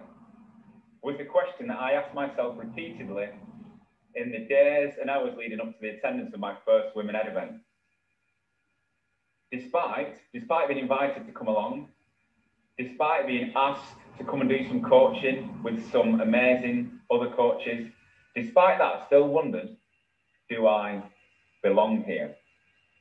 So much so that I brought my female cousin along, who was in the process of applying for teaching at university. Yes, in part, I guess I brought her along so that she could get some motivation, inspiration, but the main reason why I brought her was so that I had an excuse, so that when all these people were like, who's that guy? Was he? Or Chris, did you not get the memo? It's like a women's event for women. There's an issue. I had this excuse, I had this reason, I had Lucy to say, this is the reason why I'm here, it's okay. I quickly realised on my arrival that I didn't need Lucy, I didn't need that reason to come along, because I was literally met with open arms. So if you're ever wondering, do I belong here? I guarantee the answer is yes. Being part of this global movement has made me a better parent to 2 boys, a better husband, a better leader, a better teacher, and a better coach. I guarantee being involved with this Women Ed movement, however you're involved, will develop you professionally and personally.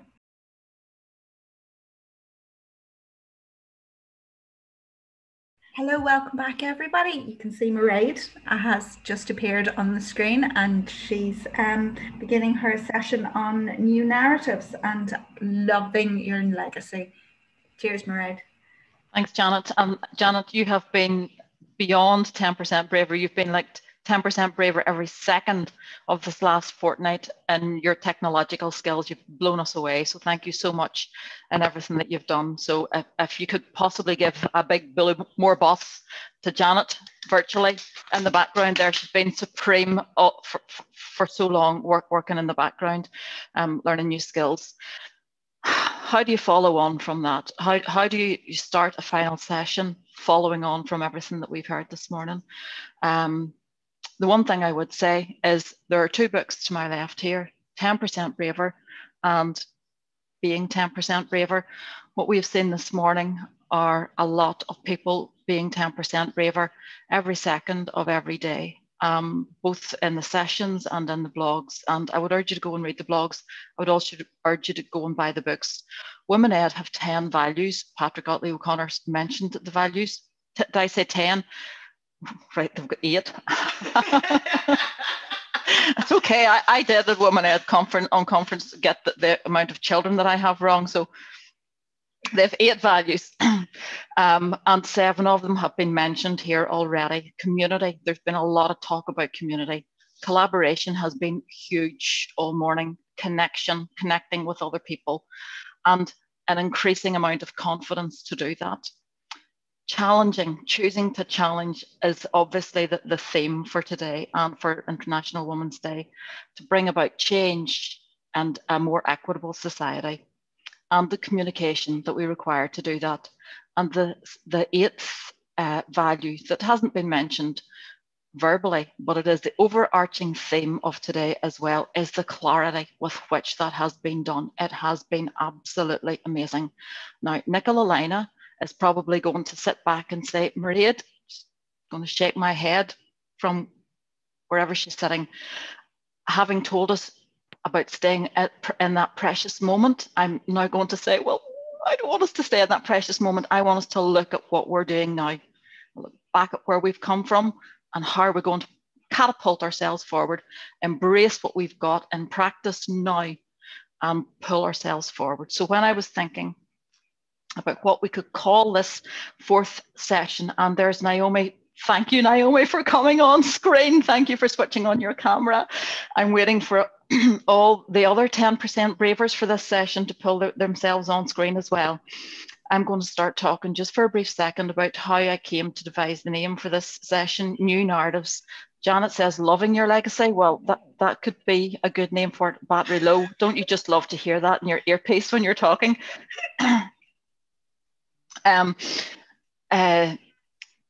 Leaving your legacy was what I intended, but loving your legacy and leaving your legacy at the same time. So immediately I always think this book, Legacy, if you haven't bought it, buy it. We think we've got a wonderful education system in the north of Ireland, or Northern Ireland, whatever you call it. But it could, no matter how good anything is, it could always be better. And I personally speaking think it could be a lot better than what it is. So reflecting on what we've got, we all work in different educational contexts, and something that you experience as a woman, it doesn't matter what your role is within your organisation, whether you're in nursery, it could be very different to working in post-primary. If you're in primary, it could be very different to working in further education. If you're in higher education, that could be very different to working in an arm's length body, which immediately impacts upon education. So looking at all those challenges that face women day in, day out, how are we being 10% braver? And that got me to thinking about another book, How Women Rise. How do we rise? How do we lift each other up? Okay. And this is written by Marshall Goldsmith and Sally Helgeson. Now, Marshall Goldsmith, you may know, is famous for writing What Got You Here Won't Get You There. And it transpired that after that was written, that actually turned out to be based on men in the workplace and men succeeding and what behaviours were appropriate to them. And they needed one that was more suitable to women. So if you have not got this book, ladies, this is where we're going wrong. It addresses the 12 habits that are keeping us back, and you can see how many you're guilty of. First one is a reluctance, habit number 1, a reluctance to claim our own achievements. Well, thank goodness today we have seen an embodiment of habit number one being eradicated. Finally, after 20 years, people with 20 years teaching experience, taking that ball by their own hands and grasping it and saying, I have 20 years teaching experience here. I am actually excellent at what I do. And I am not going to be reluctant anymore in claiming my achievements and claiming that experience and pulling it forward and embracing all these people in my community and supporting them. So that would be a new narrative to leave our legacy. Also, looking at the wider educational context, that led me to look further afield and think of the wonderful woman in education and what we might think of education. And hence we've got these amazing contributors to our panel this morning. So we're going to sit back, I'm going to sit back and listen, because I do like to listen. I prefer to listen than to talk. And we're going to listen to 5 women. I'm going to give them their first challenge, which is to introduce themselves and to big up, to claim their achievements themselves. I see Jane Thompson with a smile on her face. So Jane, you'll claim your own achievements there. And they're going to speak for 5, 6, 7 minutes, and then we're going to have some questions and answers at the end. So they are Geraldine O'Connor, Martine Mulhern, Naomi Green, Naomi Green Albawab, Jane Thompson, and Martina Jordan. So again, it will be a virtual round of applause to welcome them, because I just imagine this whole session like we would be at International Women's Day last year. We were sitting in Oak Grove Integrated College, warmly welcomed by Katrina Crilly, who's here today, and she gave us such a warm reception, as did all her colleagues. Sitting in the library in Oak Grove Integrated College, everybody just sitting around listening to this wonderful experience from these wonderful panelists. And that's what Women Ed's all about, listening to your peers and listening to their experience, learning from their experience. And we'll start with Geraldine. Geraldine, I can't see you yet. Geraldine, it looks like there's a slight problem with your microphone. I don't know if you can come to it closer or anything. If we just move on to the next person while we do. Oh, look at that. She's got the kit. You get Hold on. Okay, we'll move on just in the interest of time. Okay, we'll move on to Martine. Martine, is that okay with you? If you and Geraldine can battle out later on. Geraldine O'Connor's the craftiest person I know. That's prearranged. And Marie, do you know the battles we've had getting on, getting here from the start? It's what happens when you're over 50, Geraldine. Hi, my name's Martine Mulhern, and I'm the principal of St. Cecilia's College in Derry. Our school is actually based in the Craigan area of the city, and I'm sure many of you have heard of the Craigan. And a lot of it will have been quite negative. You'll have heard of how Naira McKee lost her life in Craigan, how more recently there have been incidences of young men being shot in the knees in the last few weeks. A lot of very negative stories around our community. But what you probably don't know is what an amazing community I live in. The Craigan people are the kindest, most community spirited people you will ever meet. They are a very, very, very proud people, and I'm very proud to have my school in Craigan. They have great aspirations for their children, and really as a school, that's their challenge to me. They want us as educators to make sure that we help these children realise their aspirations. And the best way we can do that, of course, is through qualifications and making sure they get the qualifications they need to be able to move on. And the most important of those are your maths and English. And those of you who know St. Cecilia's will know that it has a legacy of success. And when I started in the school, the maths and English results were well above the Northern Ireland average. Our school would have about 60% free school meals. And at that time, in those first years that I started in school, the percentage of children achieving their maths and English would have been around 53, 55%. And that would have been considered good. But to change young people's lives and to help them raise their aspirations, it wasn't good enough. And yet I had an English department and I had a maths department who were working really, really hard. And we're trying different types of interventions to raise the achievement in these areas, but really it had flatlined. And there were people who were saying, but that's good enough. That's good enough, or that's as good as it's going to be. What else can we do? And I knew that we could do more, and I knew that we could do better for our young people. And what we did was we stripped it right back. Because for children to aspire, I firmly would have gone back to Maslow's hierarchy of needs. They need to feel safe, they need to feel secure, they need to feel loved. When all of that is in place, we can then start and work in the aspiration bit and making sure they achieve to their potential. So we started off by doing what I suppose every school thinks we do anyway, but just stripping it right back and making sure that we put the child at the centre of everything we did, and making sure our children knew that's exactly where they were at. They were the centre of everything that we were going to do. We made sure and talked to them around safety. What would make them feel safer? How do they feel in terms of safety in our school? And that led to us having maybe special meet and greets with different groups of children, having different wee areas in our school, maybe over lunchtime, which allowed children to go in order to create and allow them to feel safe. We really built on the love and belonging part. We introduced a new house system.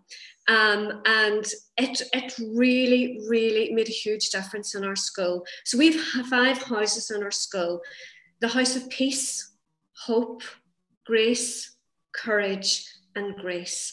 So all of our classes are named after a house. So I have 8 Peace, 9 Peace, 10 Peace, 11 Peace, 12 Peace, 13 Peace, and 14 Peace. They're named after the house. And the girls actually came up with the names of those houses themselves. And again, that was to create that sense of belonging. We use the word love a lot. I love my girls, and I tell them I love them all of the time. I tell them one-to-one, I tell them publicly, I tell them on assembly and social media. I don't like my girls, I love them. And I know that that is an emotive word, but I found, in the years that I've been teaching, some of our children don't hear that word. And we assume sometimes that they do, but some of our children, don't hear it. And when you have a 16-year-old sitting in your office saying to you, Miss, how can you love me when my own mummy doesn't love me? It just breaks your heart. So we need to get used. We use that word, and I use it, and I make no apologies for using it. We need to know that the girls need to know that love is unconditional. They're teenagers. They're going to make mistakes. That's what being a teenager is all about. And they need to know that even when they make mistakes, that they are still loved and we're still proud of them. And that kind of led us into looking, I suppose, for a bit of help in this area. And I'm really kind of a bit embarrassed to be sitting in the same panel as Martina Jordan, because she is the guru here. And we started to look around restorative practice and the language around that. And I loved that. And that kind of, we did that with our year heads, and then it fed down through our school, because language was really important, and the type of language that we used right through the school. And it was really, really important that that language and behaviours was modelled by me. Everyone in our school would take their lead from me. They needed to know that I felt comfortable using the language, that I felt comfortable using the behaviours. And that was very challenging for some staff, because if you live in the black and white, if you're rule driven, you make rules, you break rules, and there's a penalty for that. That it's more challenging then when you have a leader who's coming out and saying, guess what, guys, I live in the grey, I am the grey. I wanted to know the stories. Why did the girls behave in the way that they did, and how could I help them, and how could we as a school help them move away from those behaviours? We really worked on the power of voice and the girls' voice, and them understanding that they did have a voice. And a lot of times, I found, especially in my office, the girls' own sense of justice you know, that's where their difficulties sometimes came, the girls who ended up in trouble. They had a tremendous sense of justice. They called out when they saw something was wrong. They just didn't know how to do it in the right way. And allowing them and trying to get them to understand that their thoughts and how they felt was right, they were just expressing themselves in the wrong way, was a piece of work that we have really done. I understood that we had a lot of expertise in school, but we didn't have all the expertise in school. And I've heard you use the word community, and it's something that our school is really grounded in, and it is community. I sought expertise in our community. I went on to the boards of our local youth club. I went on to the boards of local community groups, and I was shocked because I realized that our children, no matter how much difficulty they're in, they still bring a sanitized version of themselves to school. We only see the very superficial part of their lives, and there's an awful lot of stuff going on beneath. So we work very, very closely with community groups. They help us, and we work in collaboration to design specific programs around individual girls and also around families. I also looked at expertise in other schools, and I work very closely as part of our shared education programme with St Mary's and Lisneal College, and working in collaboration with your partners is so, so important, because we just learn so much from each other. And of course, my next door neighbour, Geraldine O'Connor, who keeps me on the right and narrow, even if she doesn't know how to use a computer properly. But you're working and learning from each other, you know, that whole collaborative process. If someone has figured something out, how do we use that in our own context for the benefit of our girls? Through the shared education programme, I had the opportunity to travel to different places, and I have looked at education. I've been to Beirut. Don't ever tell my mummy, because she still thinks I was in London. And I was in Los Angeles. And when I was in Los Angeles, I had the privilege of going to Humanitas School.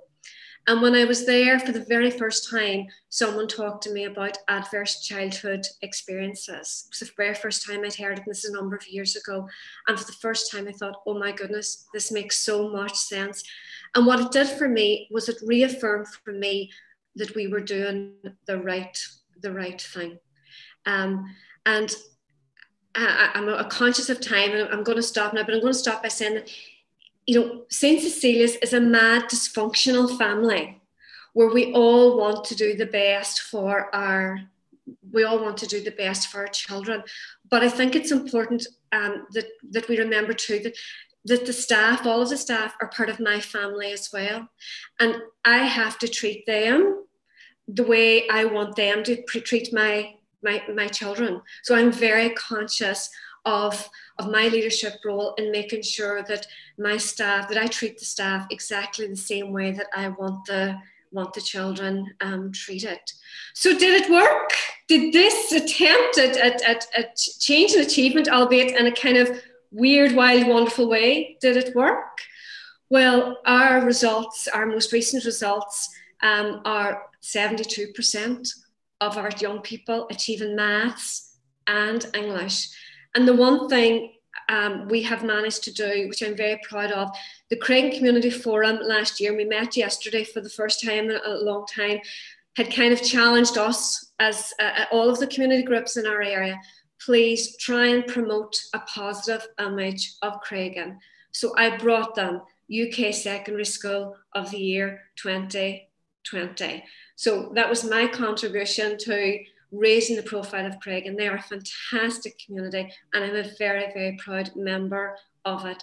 But I'm really, really delighted to see that we have managed to improve our results, not by keeping doing the same thing over and over again or trying to put sticky plasters in, but by going right back, stripping back and redressing the culture and growing a different type of culture in our school. Martine, thank you so much. And you can understand why Geraldine was pitched before Martine, because Geraldine's obviously one of Martine's feeder schools. So Geraldine, Martine, thank you so much for that. That was just so beautiful. And I was delighted to hear you say about the Pearson School of the Year, Secondary School of the Year award, sorry, UK Secondary School of the Year award there. So mad, dysfunctional family you may be, but you're also massively, wonderfully achieving as well there. Geraldine,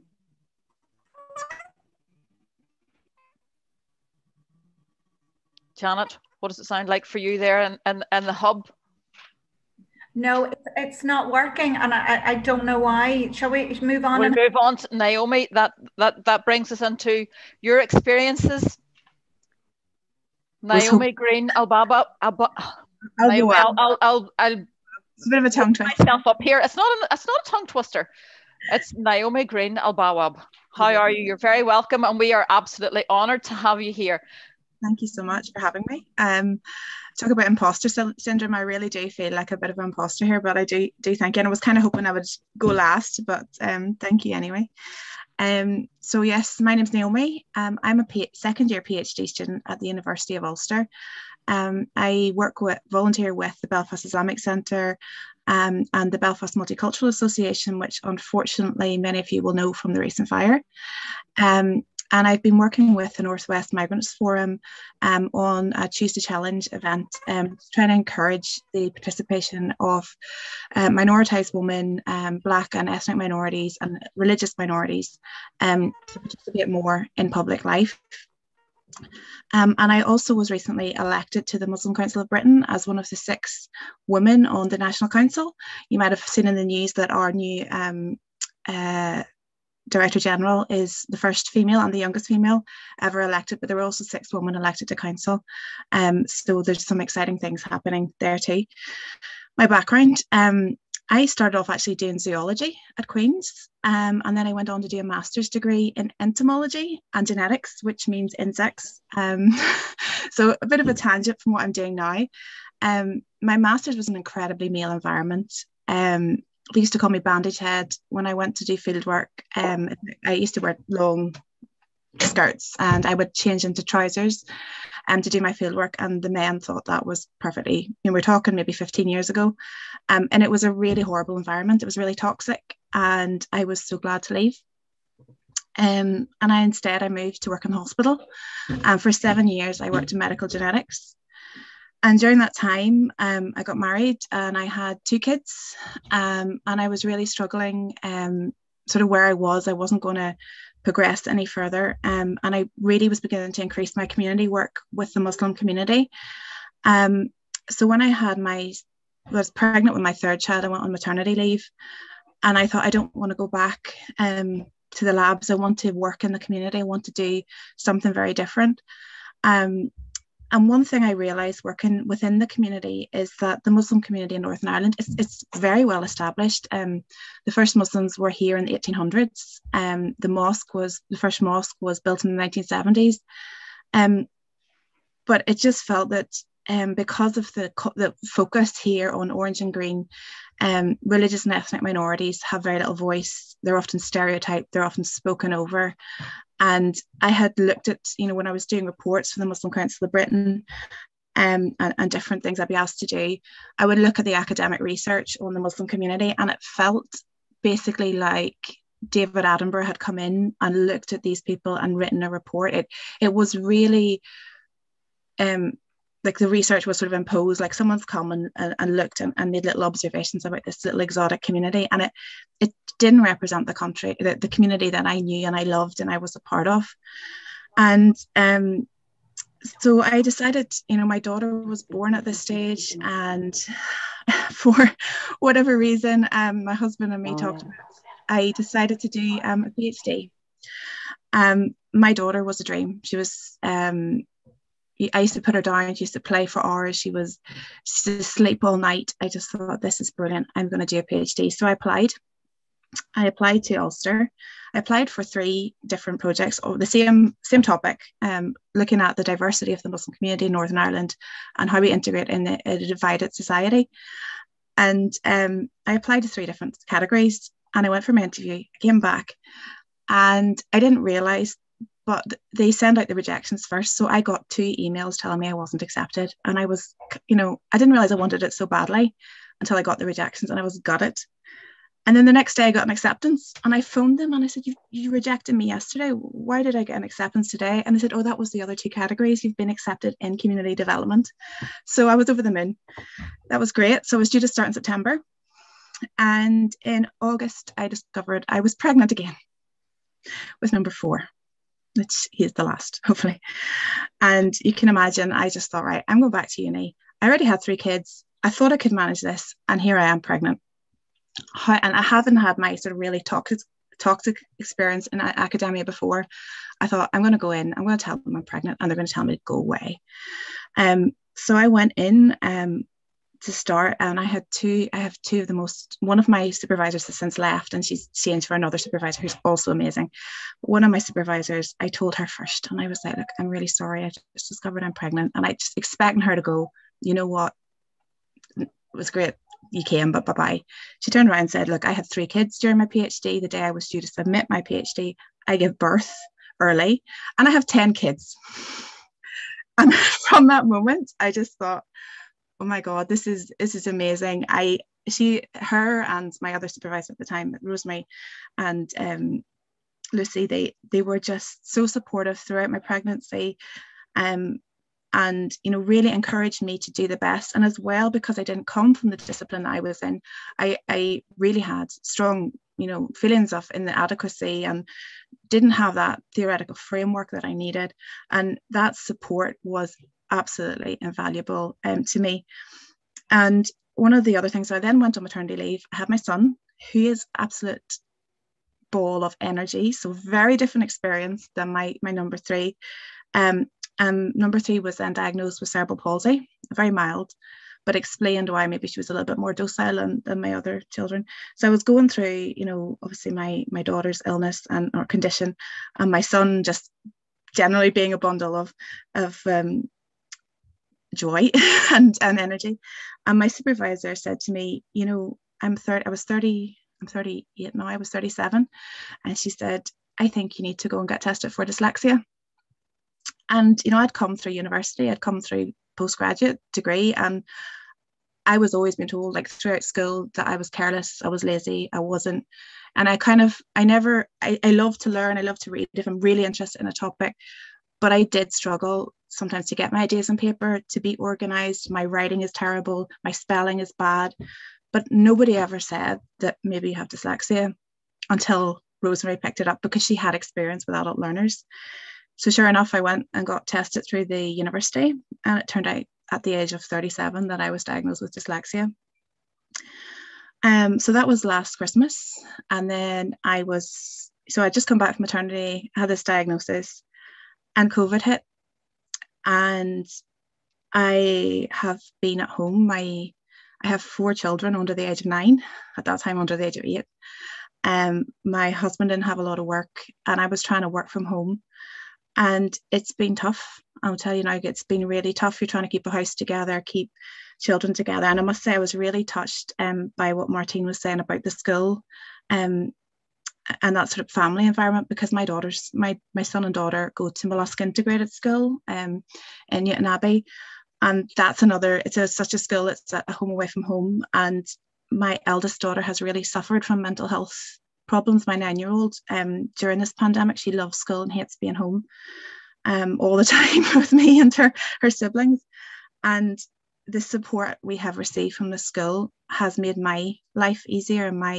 As a mother, a lot of mothers are at home and fathers are at home struggling, trying to work, trying to manage kids. Often, in my case, obviously a child with special needs and a baby, a toddler, and the 2 older children trying to do work from home. And to be honest, I've done nothing well, and everything sort of thrown together.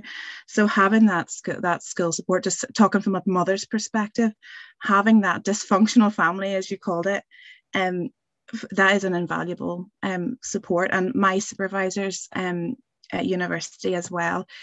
And I think the fact that, they both are mothers, my new supervisor is also a mother of 2, they have that experience and they have that understanding. And I think as women, it's really important that we don't, you always say about Margaret Thatcher being the first, she was the first Prime Minister, and she pulled the ladder up. She didn't want any woman in her circle, and she had no sympathy for people who were, struggling. And I think the difference it's made, like looking back at when I was in academia before and when I am now, and how my children are being supported, that just having that understanding, having that making allowances, and not saying, you know, get away with not working or whatever, but just understanding that people are going through, especially during COVID, very difficult times at home in study.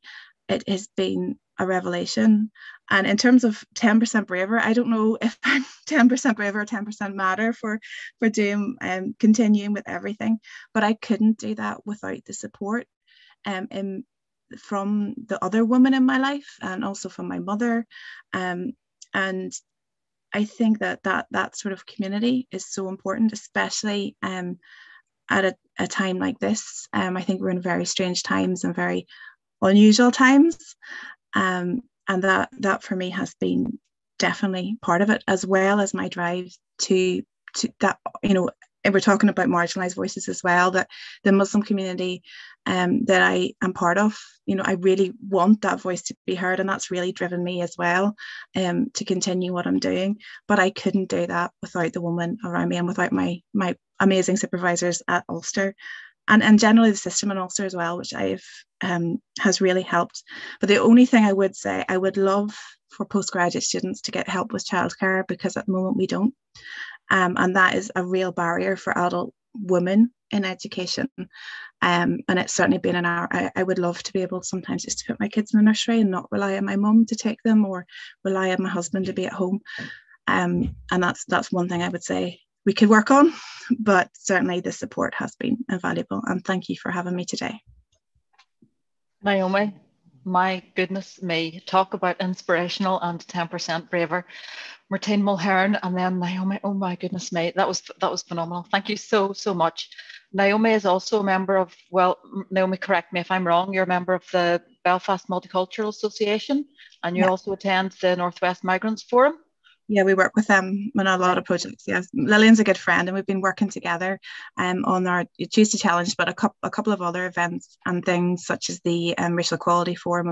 We work together very closely on race and equality issues in Northern Ireland.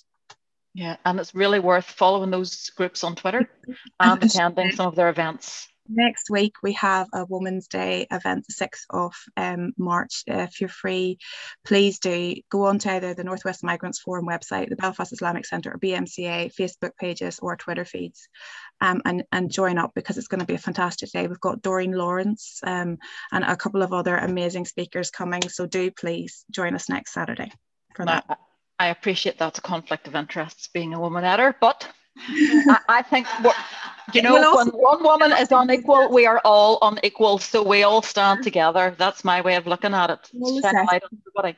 I've actually popped out of a session now to be here today, so all the sessions are also published on the Northwest Migrants Forum website live, the broadcast live on Facebook. So if you've missed any, this is the third session today, so do go back onto the Facebook pages and follow up in absentee. Mine was the first week, my friend Camilla was last week, and my friend Beverly's hosting today. So do please go back. Some amazing lineup of speakers from all different backgrounds there, so go on Facebook and watch us back.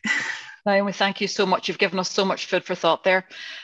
Jane Thompson from Parentkind, head of Parentkind Northern Ireland, you're up next. And Geraldine O'Connor, we're still feeling for you with your technological difficulties, because every teacher has been there delivering a lesson. We're with you. Good afternoon, everyone. I have to say, Naomi, as soon as you talked about community development in Ulster and a very understanding lecturer, I fully understood, because I knew who that lady was immediately, because that too is my background, is community development, and Dr. Rose Ireland, along with the others, I have to say, are very inspirational, and I couldn't have done it without them either. I absolutely support what you're saying regarding childcare, because my studying as well was while I was working full time and living where I live in the back end of Fermanagh, and having to travel to Jordanstown, as well as travel in the breadth of the north to do the job, which I'm going to tell you a little bit more about. So and it is people like Rosemary who have us and support us as to where we are. I thank you so much for asking me to speak here today, Women Ed. I know that I am again somewhat a little bit different, because I'm not a teacher, not just because I'm from Fermanagh, I'm a city girl, but that I'm working directly with parents and with PTAs. I am, as Marie had said, the head of Parentkind, and I've been doing this job for over 15 years. And when I initially started, it was working directly with PTAs, but over more recent times, that role has evolved more into the area of policy and parental participation in education. For those who aren't familiar with Parentkind, we are a national charity. I think there's someone, Marie, I'm getting a lot of voices coming through just. Sorry, I'm just trying to mute some people. Thank you. Okay, I know maybe it's just maybe I'm boring you all to death already, maybe just a fear factor there. So a little bit of background as to who we are. We are a national charity, we are a membership organisation. We're the UK's leading PTA membership body with over 13,500 members between Northern Ireland, England and Wales. We work with our sister organisations Connect in Scotland and also the National Parents Council in Dublin. We champion parent voice on every platform at every level, and we inspire and enable parents to take an active role in their children's education so that every child can thrive.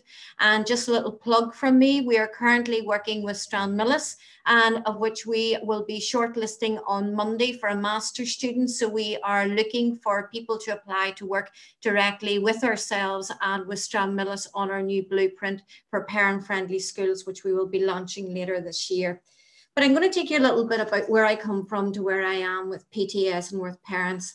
So first of all, when I went to apply for this job over 15 years ago, my late father said to me, he says, Jane, what's the point?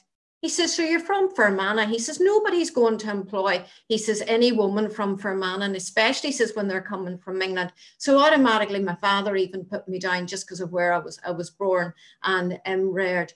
But I got the job, and my employers did tell me later on that if they knew how much the travel was going to cost because of where I lived, I might not have got the job. But anyway, I got it at the time. So when I first came in and I started working with schools and with PTAs, and, you know, I got the sniggers, I got the laughter, you know, PTAs, haha, you know, who are they? Oh, for goodness sake. And yet without people realising that they're the third largest volunteer movement actually here after Board of Governors and carers, but they were still very much poo-hooed. And we also know the makeup of the PTAs as well, which I'm not insinuating may have impact on that or not. But, you know, we had 89% of our PTAs are females who are out volunteering. And as per our most recent survey, 6.5 hours per week, which is 270 volunteer hours per 89% of women and the other 11 per men per school year. And yet they were poo-hooed and put into the corner. But I was determined to empower PTAs, to enable them reach and to illustrate their potential. And it was no easy task. Even internally in our organisation, we had the Gold Star Awards every year. And for the first 2 years, I would have travelled over to the National Awards ceremony, of where that I received the pitiful looks from my colleagues and the oozing of sympathy, because once again, we didn't have a PTA from Northern Ireland who had applied or been shortlisted for one of the categories, whether it was working with the local community, fundraising achievement, or so on. But on that second event, when we were standing in St. James's Palace and I was receiving these looks, I thought, we just wait. You know, for 2 years I'd been working on the ground, and I knew that the next year was going to be our year. I knew that we were going to have our PTAs from the north stand there in England and say, we're absolutely every bit as good, if not better than you. And on that third year, we had St. Joseph's Primary School from West Belfast, along with Beachfield, who were working on a shared education. We funded them for a group of parents and children to attend Corramelia. And we also had Tullycarnet Parents Group, of where they had been working with dads who'd been released from prison to support them, so that they had a greater insight as to how to support their child in education. So in Westminster that day, we lifted 2 of the gongs. It went on from there. We had PTFA from St. Aidan's in Derrylin, who, Fermanagh again, just in case I didn't get that one in, who were running essential skills courses for their parents, and those courses were booked out, thus therefore being able to support their children. We had the Parents Dyslexia Support Group from Ballymena, we had other shared education groups from Tempo, and so on and so forth. And it got to the stage then where they were telling me to calm down.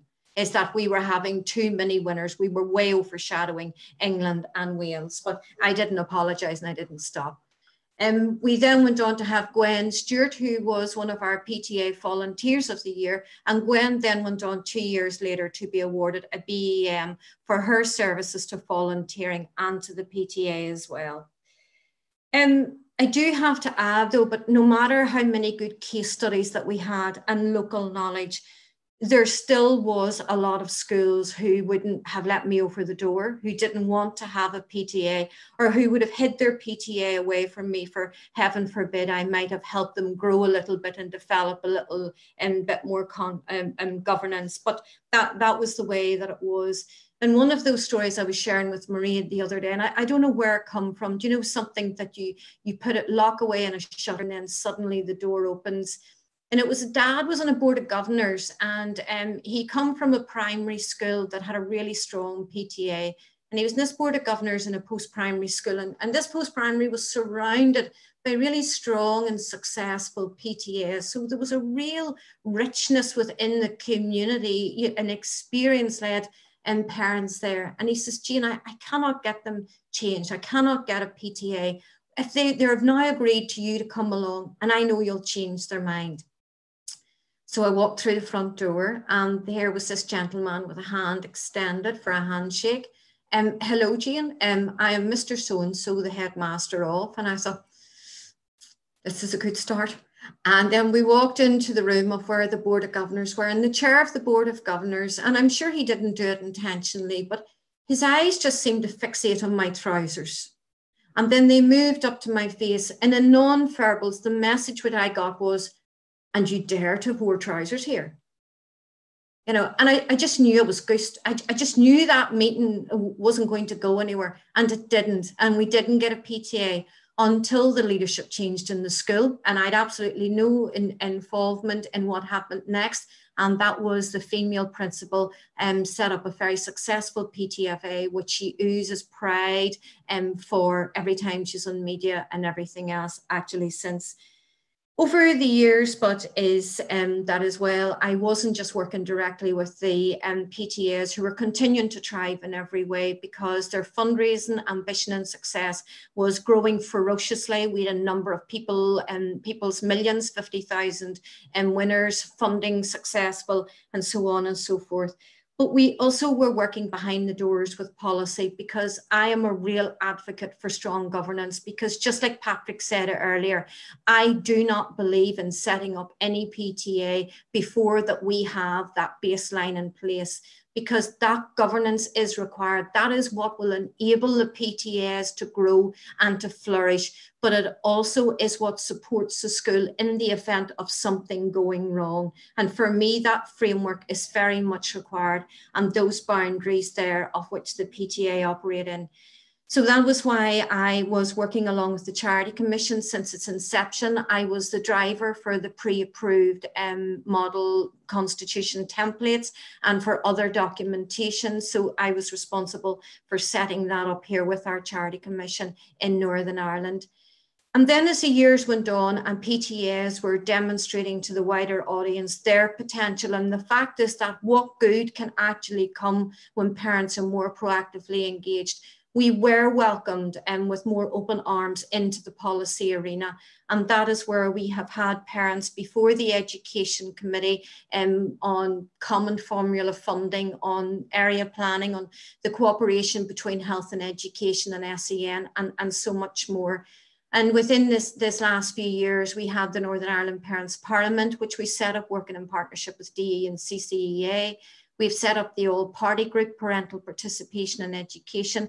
We have numerous parent panels at the moment sitting going with SEN, with EA, with DE on the awarding of grades and designing the exams for next year, and also with the expert panel of recently on education underachievement and so much more. So I am absolutely delighted is that in 15 years, I can very clearly see, and it's not me, you know, I am not the person that is responsible for that. That is me working in partnership with so many other like-minded and strong people who shared the same passion. But we must not get carried away because whilst the gate has opened into the field, but not all cows are in, and I'm not suggesting parents are cows or anybody else, but the field is not full. We haven't got everyone into the same field.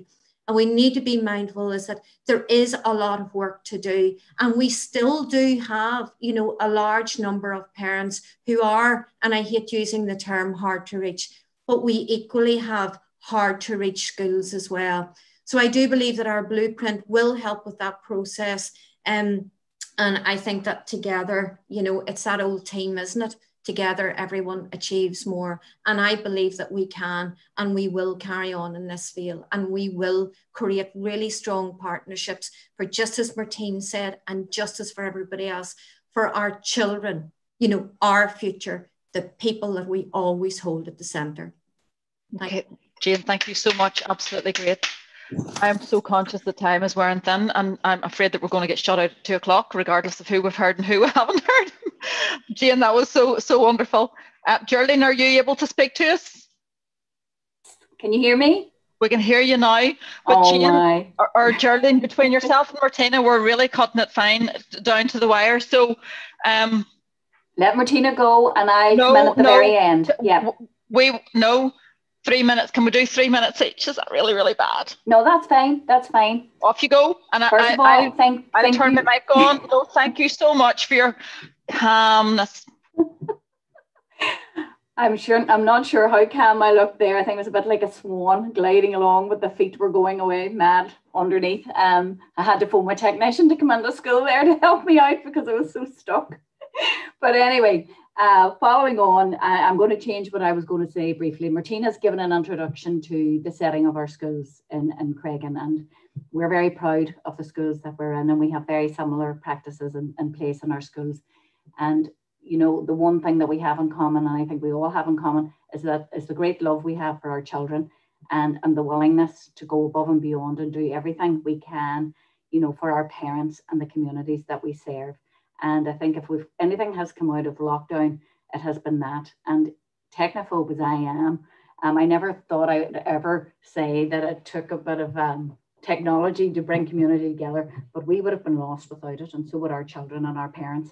And if anything has been strengthened in all of this, it has been a sense of community, which is wonderful. And as Martine said, and I was going to feed into that for my own school as well, we often felt here that we weren't involved in community, so we've worked together with a number of agencies to become involved, because we realise it's like the old African saying, it takes a village to raise a child, and that's what we're doing, and that's my challenge for the next few years. So I'm not going to dwell on that any further. I'm going to go back to the way I was going to start this initially, and that was to talk about being 10% braver, and thanking Miss Murphy, my colleague and VP, for inviting me to do this. Miss Murphy loves to tell everybody I wrote my blog in lockdown when I was off with COVID, and that's the truth. But you know, there was a wonderful opportunity in that for reflection and everything as well. And when I listened to all the wonderfully talented people that were on today, on all the different panels, you know, it struck a chord with me, because it took me back to my very early days when I was teaching, and I had no aspirations at all to be a principal. And in those days, principals in the town were mainly all men. And of course, I was married, had 2 young kids, and decided then, oh, you know, I would like to move on a bit. But I didn't have any notions of that when I was younger. So I had no points, I had nothing. It was a small school, there was a lack of opportunity, really. So I thought, right, okay, I'll become a teacher governor. I'll go off now and I'll do a master's. After that, there was a real thirst for learning. So then I went on and did my PQH. But in the school setting, there was no opportunity to move forward or extend my leadership, really, because I was sitting there with no points. And in the system that we have, which is very flawed in many ways, it would have been an ageist system that, in a sense of entitlement, you only moved on when you were of age to move on, or you had so many points to move on, regardless of the leadership skills that you may have. And earlier panelists talked about leadership being at all levels throughout the school, and that is so, so important. But for me, anyway, I took that step. I did all the studying. Then an opportunity came up. I had 1 point for a year, 2 points for 2 years. And then this was practically unheard of. I'd never been a vice principal. I'd gone from a tiny school And then I went on to being the principal of probably the second biggest school in Derry. And that was virtually unheard of. And of course I thought, yes, I have the knowledge, the skill set, the experience. I've traveled the world. I'm as brave as a lion. I can do this. And at the start, it was full of gusto. And then all of a sudden, it was like, can I? I can't do this. It was like this, I was attacked with this huge sense of imposter syndrome that has been talked about earlier. And I found it actually very overwhelming at a point when probably it was about 3 years into my headship. And in terms of moving forward, what I would like to say to other people is, don't feel that you're on your own there. There are agencies out there to help you. EA now has a wonderful mentoring system. There's Inspire Wellbeing out there. You have to build a trusted network of colleagues, and they will help you through this, and they will help you to build the confidence that you need in your leadership journey. So that did help me. That opportunity where I could go and talk safely to others was very, very important to me. Headspace and Inspire. I suppose the other thing that I would have laboured with would have been procrastination. And I was thinking about a book that I had read there recently too, Eat the Frog. And it's a great wee small read, as well as a book about women thinking that they, women believing that they are imposters. And, I think every one of us has that in us, but we have to stop and reflect. And I said to Amanda, it was like when I'd finally taken time off, I was forced into taking time off before Christmas. You're left in a position where you have to reflect. And, we're like spiders, we're all the time creeping forward, but we never stop to look at the web that we've spun behind us or how far along the journey, we have come. And that's important, to stop, to take the time and to do that. And we need to do that as leaders, because if we want to build capacity in our own schools, in our teaching staff, and then that translates into what's best for our children, we need to look after ourselves, after our well-being, after our own professional development, and that of the staff as well. And that's also so important and vital to make sure that we take the children on the journey that they deserve, and that they're happy and they're well looked after on that journey. So I'll finish there. Like brilliant, Geraldine, and that just ties perfectly in with what Sian said this morning about taking ownership of education as mentors and driving it forward ourselves. Yeah. Geraldine, your patience, thank you so much. And another I'm so sorry. Oh, no, don't. Vivian Porritt was here, should be no apologetic language. Martina Jordan, thank you so much for your patience. Can we see you? Can we hear you? Can you hear me okay? We can. Now you have to start off with claiming your own achievements, number one. Tell us who you are and what you do. I'm just going to go through this like Minnie Mouse on ecstasy, right? Because I'm trying to speed this presentation up because I know everybody wants to go home and have some lunch. I've just had a sausage sandwich delivered to me. I think that was for show. Right. Well, I'll tell you what, I'll just tell you my story. So I chose to challenge myself even to do this. I have a door came off my thing there just before I put my camera on, and a dog was on my lap. So it's totally stressed me out, but I'm okay now. So thank you very much, Maria, for inviting me and Women Ed and I to share. And I'm going to just give you my personal journey. And it's the first time I've actually shared my personal journey. But I thought, you might as well do it if you're choosing to challenge yourself. So I hope that what I say will inspire those of you who doubt your capacity and capability to lead a life that is true to your head and your heart and your soul. I'm not a teacher, but my two sisters, my brother and my mum were teachers, and wonderful, pastoral, compassionate, caring teachers they are. I'm a social worker, and the thing that binds us together is our genuine need to help children create better futures. So that's our bind. So I worked in the youth justice system for 20 years. And then 6 years ago, I just applied for redundancy because I loved my work with young people, and I have colleagues from there who are still brilliant friends of mine. But I needed to follow my heart. And what I've heard today over and over again is so heart-centered. It's just singing to me. Everything I've heard today is so heart-centered. So I knew that the work I was doing in the youth justice system and specialised for 12 years, I knew that it could be easily transferred to the education system. and I needed for me to make this happen. So when we talk about challenges, I faced a multitude of challenges as I leapt into the unknown. So I knew what I wanted to do, which was to embed RP in schools, and I knew why I wanted to do it, because schools need it, and as Martine said, you know, it just works.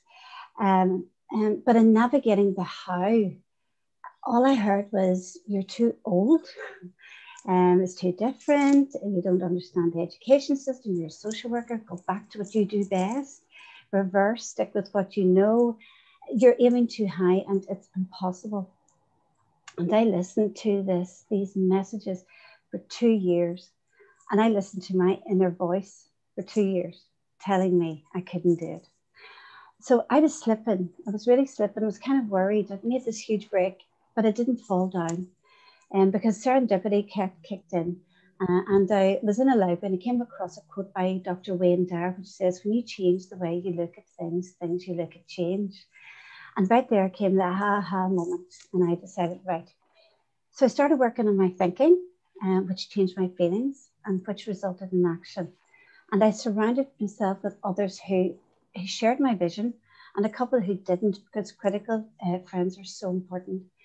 And I have a tribe of strong, positive, inspirational, aspirational women around me who themselves have often had to fight to succeed in roles which were oftentimes dominated by men.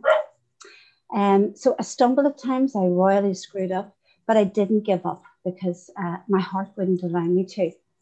So the crux of the matter is, and I have members of those tribe in this audience. The crux of the matter is, when you have that passion for something, and all you hear today is passion, passion, that fire in your belly, I think there's a greater power driving you on.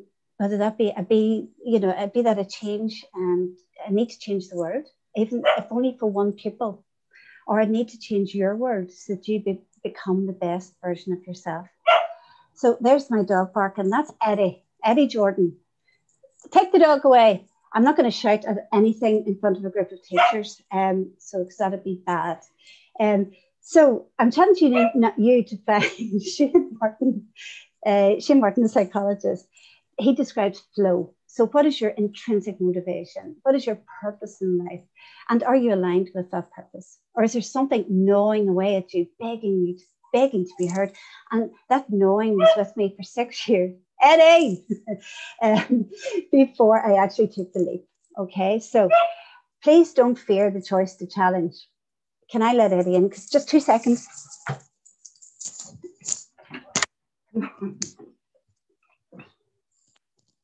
I just love this. I just absolutely love the fact that he's been out of this room now since 10 o'clock this morning. He decides to enter when I'm choosing to speak. Anyway, don't fear the choice to challenge. I turned 50 last year, and after I stopped crying, I made a conscious decision to welcome more challenge into my life. Not only have I felt better for challenging my inner critic, sorry, I just given my sandwich. This could only happen to me. But I've also developed actually more confidence in challenging systems, institutions, situations, and people that don't respect me or my welfare, my well-being, and the welfare and well-being and the rights of others. So I'm just going to finish now, because we've talked a lot. All I've heard today is community. And what I would suggest to anyone who is choosing to challenge, for me, is the bravest thing you can do. Just do it. Surround yourself with a tribe, however. And I have a little, just I want to read this out to you. It's a little kind of piece by Margaret Wheatley, who is a guru in terms of leadership and culture change. Okay, and what Margaret says is, and please, you can hear this individually or as Women Aid NI group or your own community. Eddie's a wee bonus. Okay, so what Margaret Wheatley says is, there's no greater power, there's no power greater than a community discovering what it cares about. Ask what's possible, not what's wrong. Keep asking. Notice what you care about. Assume that many others share your dreams. Be brave enough to start a conversation that matters. Talk to people you know. Talk to people you don't know. Talk to people you never talk to. Be intrigued by the differences you hear. expect to be surprised. Treasure curiosity more than certainty. Invite in everybody who cares to work on what is possible. Acknowledge that everyone is an expert about something. Know that creative solutions come from new connections. Remember, you don't fear people whose story you know. Real listening always brings people closer together. Trust that meaningful conversations can change your world. Rely on human goodness and stay together. So to conclude, I challenge you to challenge yourself, the norm. Gandhi, be the change you wish to see in the world and enjoy the ride. Thank you. Martina, thank you so much. Now, ideally, we would all be sitting having a long conversation about all of this. So each one of you, consider yourselves invited back to the next WomenEd Unconference to discuss in depth how we're going to implement this change and show it in the census and the revised curriculum, the revision of the review of the curriculum, how we're going to implement this and create the change and be the change that we want to see for our pupils, but also for ourselves as women in the workplace, because we need to impact. Children do not suffer duplicity, as Martine Mulhern said. They can see it clear as a bell. Thank you all so much. We're going to round off over time. I'm going to get my knuckles well. I'm truly wrapped. Thank you so much. Right, Mary, over to you. Hi there, I'm just coming in to say hello and thank you. Oh, and there's a little boy and a little dog and everything that has been wonderful. So, and there's Amanda coming in and Mara, here comes Jackie. And Mary is on her way too. And I'm just blown away and a wee bit emotional. So I'm going to leave Mary to say her goodbyes and tell me when she wants PowerPoint put up. Put the slide up now, Janet, please. Thank you so much. Janet, I'm so glad to see you, and everyone else is so glad to see you. You've been amazing. Two things. We're going. Thank you, thank you, thank you. Thank you to all our wise women and he for she's today, to Dame Alison for staying with us so long this morning. We didn't expect her to give of her time so generously. Wonderful. To the team, if you can see them at all, Jackie, Maura, Mairead, Amanda and Janet. Janet, you have been exceptional. We are in awe. Thank you. From all of us, get in touch with us, read the blogs, go on the website, support the other WomenEd events. Vivian will post the Menti results. And yeah, be generous, enjoy, choose to challenge and do it for the world to see. WomenEd out for a little while. We'll be back. Oh, he's waiting. Bye. Thank you, everyone. Bye. Bye.